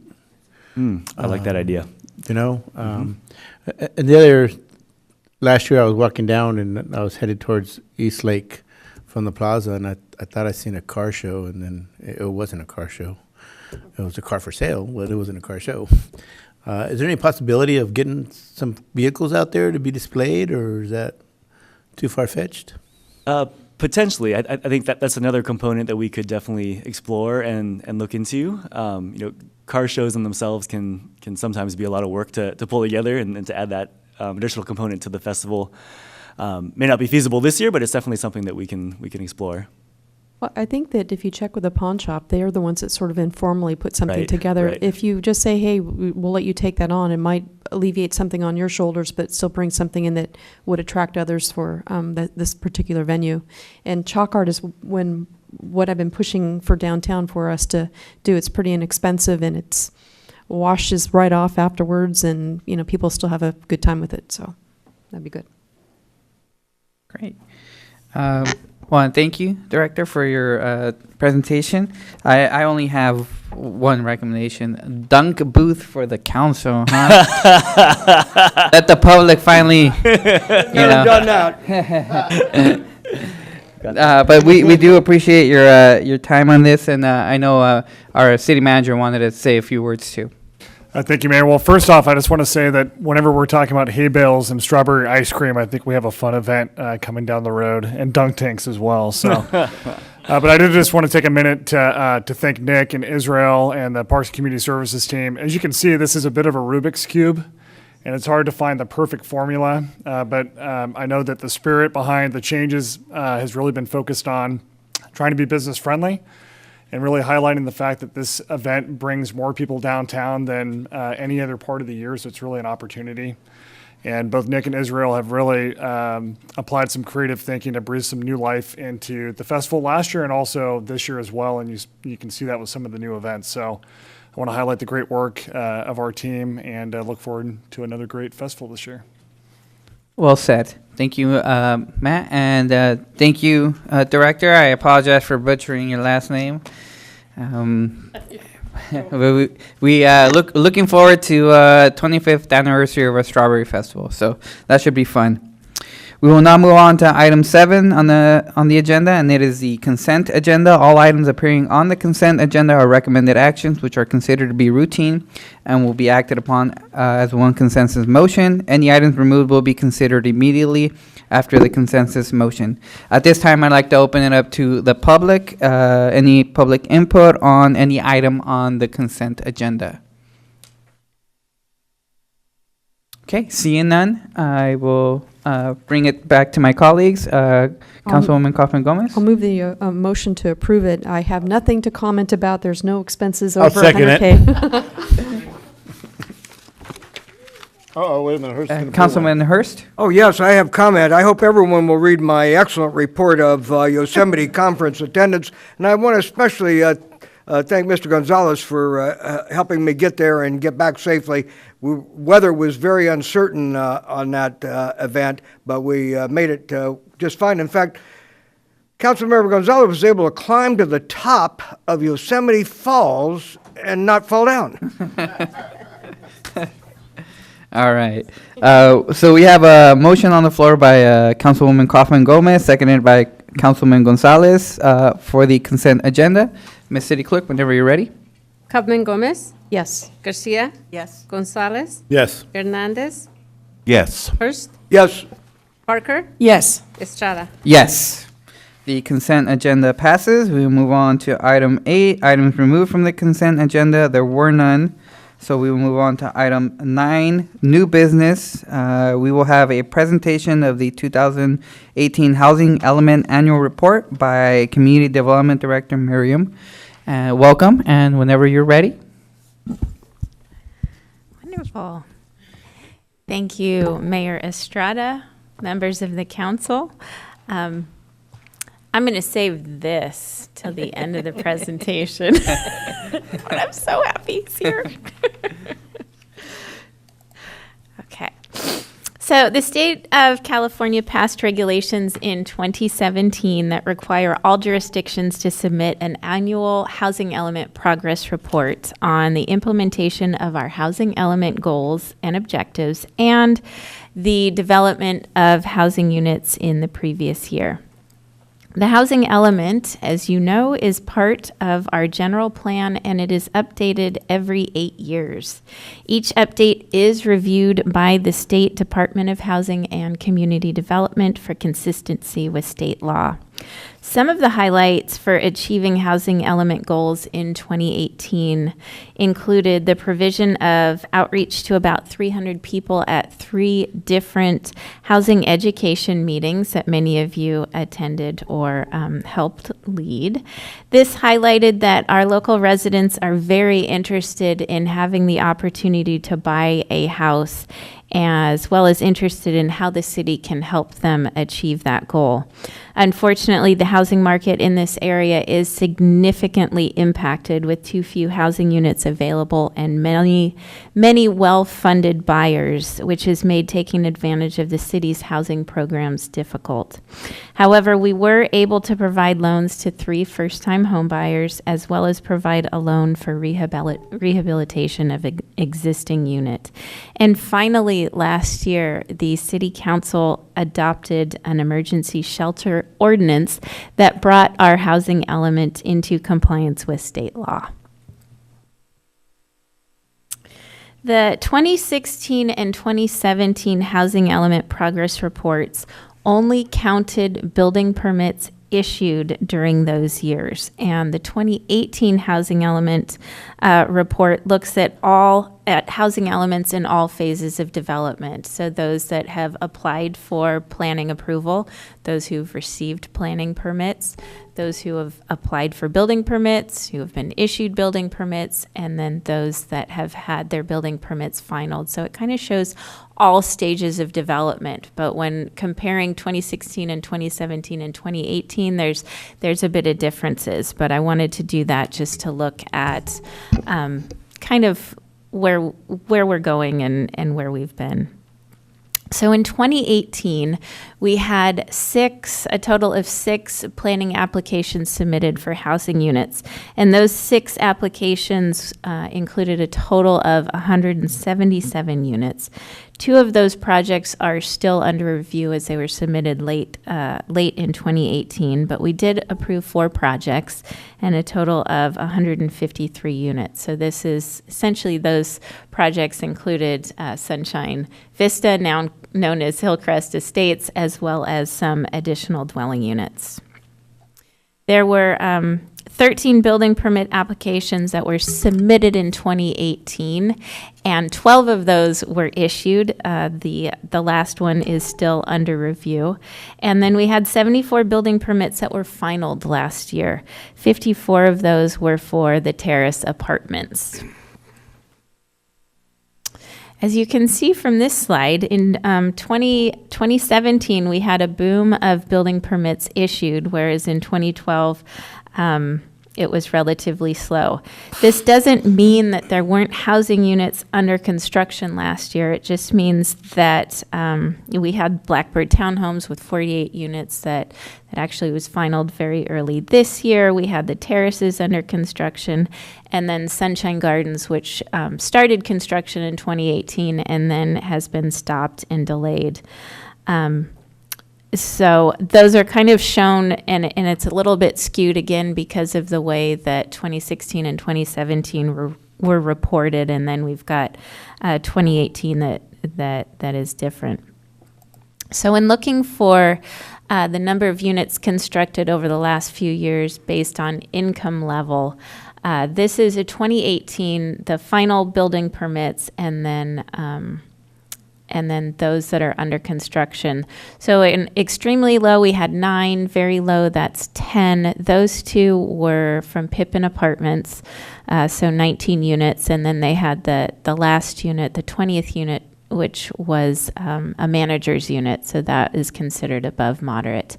And then the rest of the units were also considered above moderate that were under construction and finalized last year, because either they are market rate or they were deed restricted at the above mod income level. So Pippin Apartments, that manager's unit would have been restricted at above mod. We have made strides meeting the very low and above moderate goals as outlined in the Regional Housing Needs Assessment, which is also on your screen. We do need to look to provide low and moderate income units in the next few years. So we're in year 3 of an 8-year housing element cycle. Our housing element goes from 2015 to 2023. So in the next couple years, we're going to be starting to look at a complete new housing element with new goals. And in a perfect world, we'd be at about a third of the, essentially meeting at about a third of meeting our RENA numbers. However, we're at about a quarter, a little over a quarter percent, a quarter of the goal. So we're about 26%, as you can see on the screen. And just to kind of compare, the County of Santa Cruz last month took their housing element annual report to the Board of Supervisors, and they're a little ahead of us. They're at 29%. I think they're probably a little bit more ahead of us due to Watsonville's slower recovery from the Great Recession, as well as more limited land area available for development here in the city. One interesting thing with the county, though, is they are doing much better at meeting their low and moderate income levels. And so now that we have this person sitting next to us, I'll be able to pick his brain a little more and see how they're able to accomplish that. And maybe there's some tweaks we can make to help meet that middle. So based on previous slides, and I've discussed, I'm sure you're wondering why there were only 12 building permits issued for housing in 2018. Looking at 3 years of data helps to tell the story. It generally takes about 1.5 to 2 years to turn a planning approval for a permit into a building permit approval. So they usually have to go through some improvement agreements with Public Works, maybe some final maps, and then they have to go through the building permit application process. And in 2017, looking back a year and a half or so, we didn't really have any major housing projects that went through the planning process. We had a lot in 2016, and of course we had Sunshine Vista or Hillcrest Estates in 2018, but really nothing in 2017. So in 2018, we didn't have a lot of applications in the building section. So when we're looking at the housing element report, which is mainly in this portion where they're talking about how many building permits were issued, we've got 12. Last year we had a lot more, and I can guarantee that next year we will as well have a lot more. So in addition, Sunshine Gardens began pulling building permits in late 2017, early 2018. They pulled about 30 permits, but as you know, they've been delayed. So we're hoping that later this year they will begin work on the entire project, and we'll see more building permits issued. So I just wanted to again highlight that with this chart. You can see some of the major projects, and I kind of estimated when I would expect them to begin construction on projects and probably finish them. So 221 Airport, we don't have a building permit application in for that, and I'm guessing that'll come later this year, and they'll probably start construction in 2020. Blackbird Townhomes was just finalized last month. Marin Street Townhomes, they are just beginning construction. I'm guessing they'll be done, that's 16 units, by the end of 2020. Pippin Apartments, they're done. 655 Rodriguez, which is 5 townhome units, I'm guessing will start around 2021.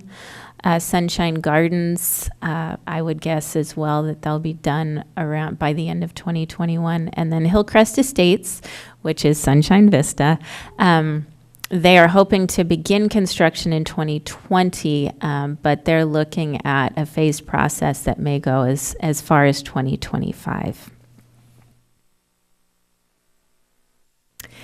And finally, I want to leave you with some exciting things in the next 6 to 12 months going on. First, we've officially hired our new housing manager, Carlos Landaveri, is here. And this is his second full day of work, which I told him today, I said, I'm not going to make you come to the council meeting tonight, but he showed up anyway. So, yay! We are all very excited to have you here, so thank you. Since he's here, we should be expecting some great and quality work now that you're taking over for me doing housing. I've been doing my best. We will be implementing the short-term goals from the Housing Element White Paper. We are looking to modify the down payment assistance program guidelines to make it more appealing and easier for buyers to utilize that program. We're going to be looking at drafting a farm worker housing ordinance, and this will be addressing both kind of larger projects that perhaps farm owners or nonprofits may be building, as well as H2A requirements for conversion of existing structures or existing housing units. And then we have, write that down. And then it looks like we're going to have 2 affordable housing projects that are going to be coming in next year. It's going to be, both of them 2 different developers, 2 different locations off of Freedom Boulevard, and we're looking at probably about 100 units for those. So we should be able to make a good dent in our arena allocation. And with that, that concludes my presentation, and be happy to answer any questions, or at least try to. Councilman Hernandez?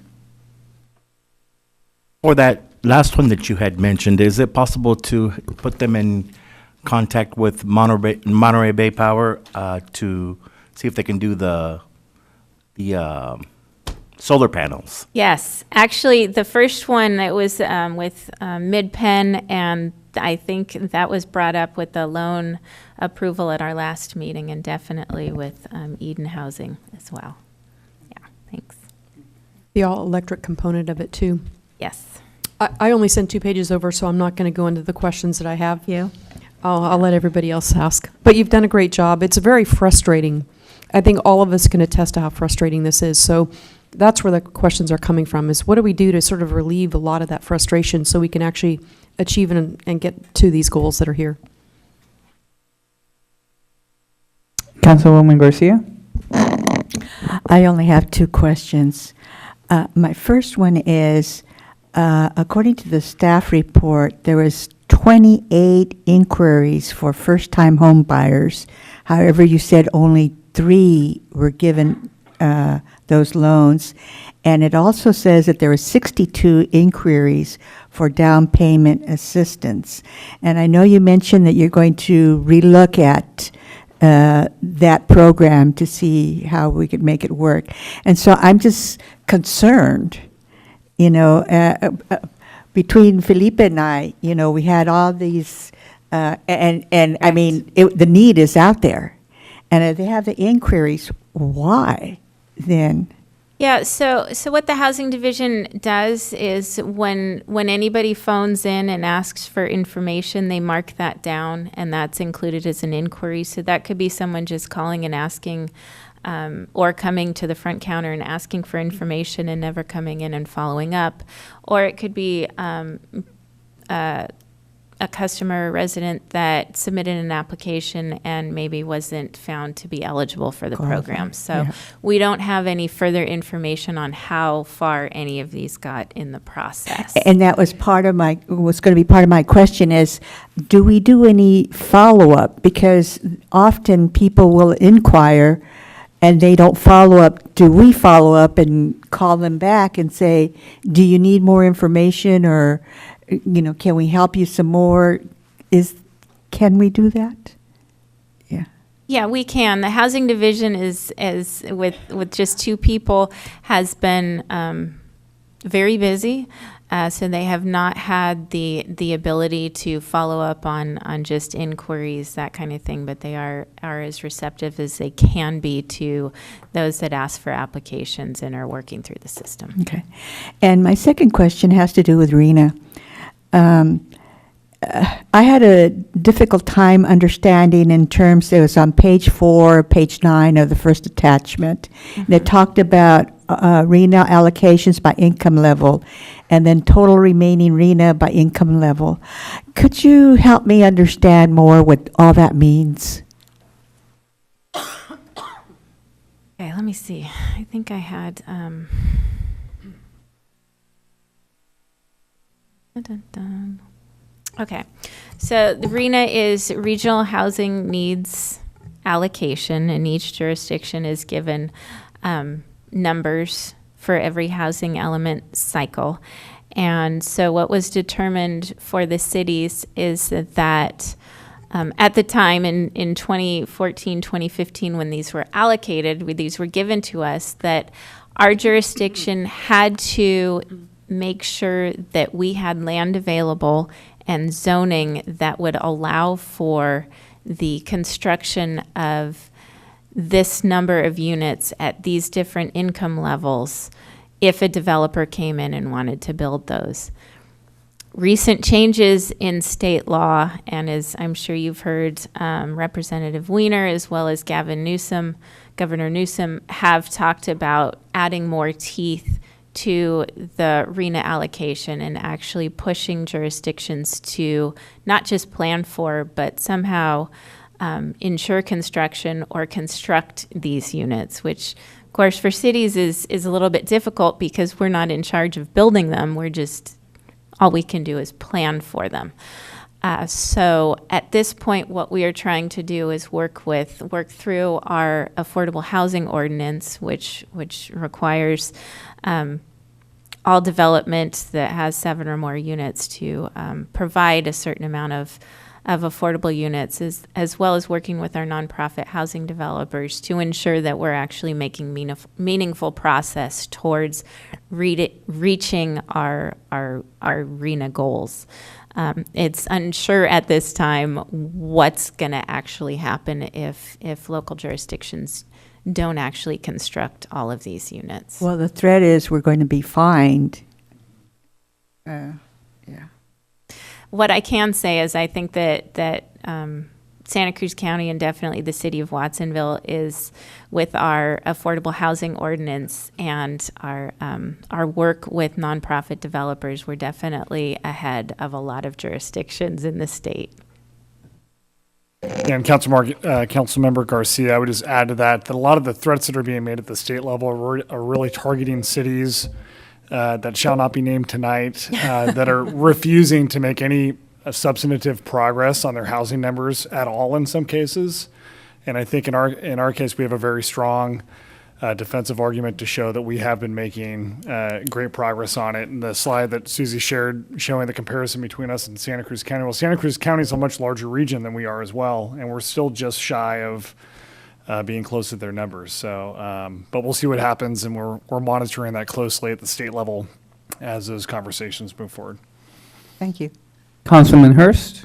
Well, when it comes to arena numbers, I think it's important for the council and the staff and the public to understand the underpinnings of that and where it comes from and how it's developed, because I recall in another century we had very high and inflated arena numbers, and it led to a general plan that just wouldn't hold up in court. And so it's important for us to scrutinize those numbers and understand really where they come from, and we're just not in charge of building those homes, and we're not always in charge of having enough land to put those homes on either. And that's a hard one for the powers that be to sometimes understand. Councilman Gonzalez. Yeah, my question is in regard to the developers that are going to be building these homes. A lot of them get frustrated with the process. Is there any way that we're going to be streamlining the process for them to make it a little less heartbreaking, I guess? Or less heartburn, as they say? We've actually been going through a review process with a consultant to iron out some of the kinks that we have. And one of the weaknesses I think the city has is providing upfront information on expectations and requirements and why things are required for developers, so that they have that information up front and it's not a guessing game when they're going through the process of, why do I need this and why are you requiring this? If we were able to give a packet of this is all of the things that are required when you submit for a building permit, as far as both the building side, the fire side, and the public works improvement side, then if our expectations are clear, then the process should be much clearer and more transparent for our applicants. For nonprofit housing projects, though, the timeline is extended not just because of the building process, it's also securing funding. So those projects can take 4-6 years to compile all the funding together for it. I think Pippin Apartments we approved in, I believe, 2014. And it took them, I think, 2 years just to get the funding. Once they got the funding, then they were able to submit building permits and then move forward. A lot of times other reasons that these take time is that developers, they don't submit building permits right away. So there's the building permit process, and you can definitely get through it, and there's definitely improvements that can be made. But some of them, they get the planning approval and they sit for a while. Councilman Hurst. Well, in addition to new building permits, I think we need to look at the safety of our residents that may be living in garages or adjacent shed shacks or chicken coops that don't necessarily meet safety standards. And nobody wants to see residents displaced, but at the same time, when a unit becomes vacated or there's some change of ownership, that would be a wonderful time for us to take a look at the safety conditions. And in addition, we should find some way to assist homeowners that wish to improve their properties, but maybe just don't know how or are afraid of the permitting process or things that hold them back in improving their property. Councilman Kaufman Gomez? You don't want to get me started. I'm just going to back off of this quietly so everybody gets home before midnight tonight. I've forwarded questions to staff. I'm sure that we'll have further discussion. This is something that's deep in my experience in Alleyway here, and I know they're doing their best with what resources we have. Hopefully, maybe some of the questions could be shared with other council members on some of the response that you have. Because you don't know what you don't know, and I think that rather than bogging down our meeting that we'd love to get out before 9 o'clock tonight, I'll work with staff to see if we can get this over to council members. Okay, any other questions or comments from my colleagues? Seeing none, I will open it up for public input on this specific topic. Welcome. Yes, this is extremely important for our city, and looking at what the numbers show, 100 units for next year with 2 projects. I will mention the cities that Governor Newsom sued, and they were Huntington Beach, Exeter, and Dinuba. And the reason he did that is because they made absolutely no attempt. My cousin lives in Huntington Beach and told me so. The cities made absolutely no attempt to try to build enough very low and moderate housing. And if you've ever been to Huntington Beach, there's nothing there under $1 million because it's a very, very exclusive community. Now, I know that 100 units will help, but is it going to be good enough to make the governor happy? So I'm wondering, Mayor Paco and City Manager Matt and City Attorney Alan, do you have a good relationship with the governor? Because we need one. Yeah, you're smirking, Mr. Smith. I can see you don't obviously have a very good relationship with him.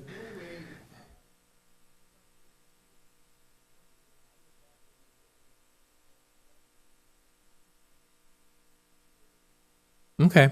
Well, it's I'm just wondering if the three of you have a relationship with or have decided to develop one, because I really don't want the city of Watsonville to be sued. I don't think it will, but it just doesn't sound like 100 units with 2 projects is going to be enough to meet the demand that's obvious. I have human beings living behind the fences along Bronte Avenue who are farm workers and who sleep there every night. They're defecating in the fields. They're eating out there as well. They very often even bathe in the Salsipuedes Creek. There's still some water in it. I'm not saying it's a huge number of people, but ladies and gentlemen, it's real. It's there. And it's important that we make sure that if we're going to set these goals, that we make it these 2 individuals pointed out, we make an outreach to people who make an inquiry to try to be able to purchase into one of these places, to be very hands-on and very helpful so we can meet those goals, because I don't want the city to be sued. Thank you. Thank you. Welcome. Good evening, Council. Kimberly Firm with Pajaro Valley Shelter Services. And I want to really welcome you, Carlos, to the city. We're really, I'm super excited to hear you're with us. Because our staff has grown now, and that's going to make a difference in the messaging of the work that it takes all of us to do. So some of the questions that I'm hearing, I look forward to hearing those messages, because all of us interface with landlords, with property owners, and for all of us to share a unified message. What are the values? What are the actions? What are the procedures? How much easier it is to develop and to do this and that. We want to partner with you in that messaging. So whether it's a post on Facebook, in the plan and what we need to do together, it is really what do we need to do to get counted, to get our numbers up, and to really work with our people. So I just wanted to say, whatever we can do, please let us know, and we'll help to share the message amongst other nonprofits as well. Thank you. Thank you. Any other input from the public on this topic? Seeing none, I'll bring it back to my colleagues on the council. Any Additional questions or comments? Councilman Hernandez? No, just I would also like to welcome Carlos Lavanderi into the Housing Specialist Program here.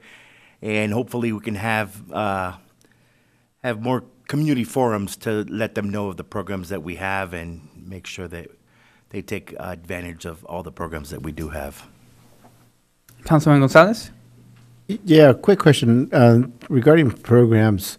Are we going to be setting programs for our renters that have, where owners are doing minor modifications and increasing the rent? Is there going to be any way that we're going to be able to assist these folks when they do basically lose their housing because of the increase in rent?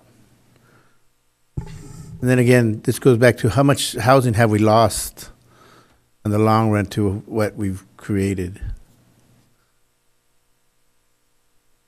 for affordable? Not sure how to answer the second part of that question, but I know at previous meetings we've discussed utilizing the Responsible Landlord Engagement Initiative as one way to possibly address the landlords increasing rents on units and displacing tenants. That's one mechanism that we can use to address that issue. Regarding the loss of units to build affordable units? I'm not sure I understand the question. I'll ask the question. We have authorized a 20% allocation for the affordable units.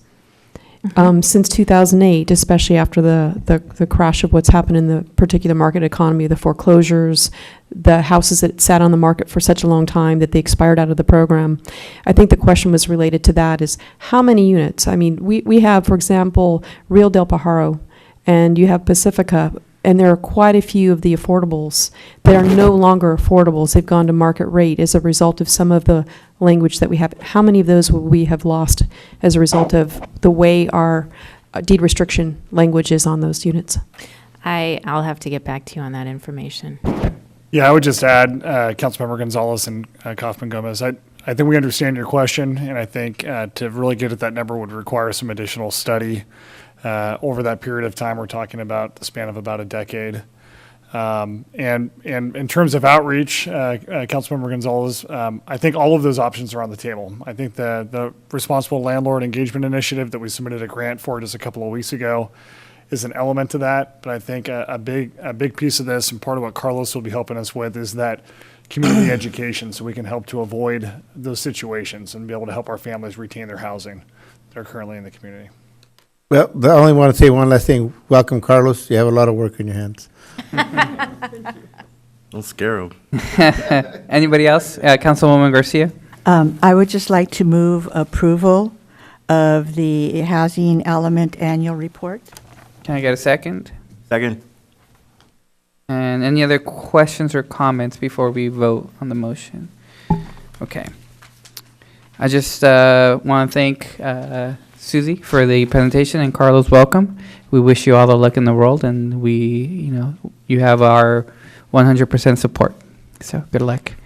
And so we have a motion on the floor to accept the report. It was made by Councilwoman Garcia, seconded by Councilman Hernandez. Ms. City Clerk, whenever you're ready. Kaufman Gomez, Yes. Garcia, Yes. Gonzalez, Yes. Hernandez, Yes. Hurst, Yes. Parker, Yes. Estrada. Yes, the motion passes. And we will now move on to item 10 on the agenda, emergency items added to the agenda. There were none added. So now we move on to item 11, requests and scheduling of future agenda items. Councilwoman Garcia? Yes. At our last council meeting, we approved the Watsonville Housing Program White Paper. So Susie, you may want to listen to this, and Carlos.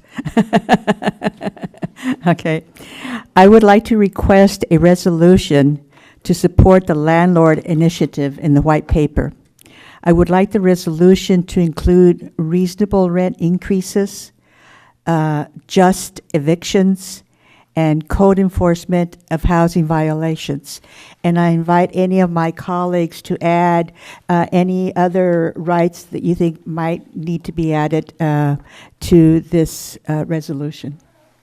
Just let Matt or Paco know. Thank you. Any other items to be scheduled for future agenda items?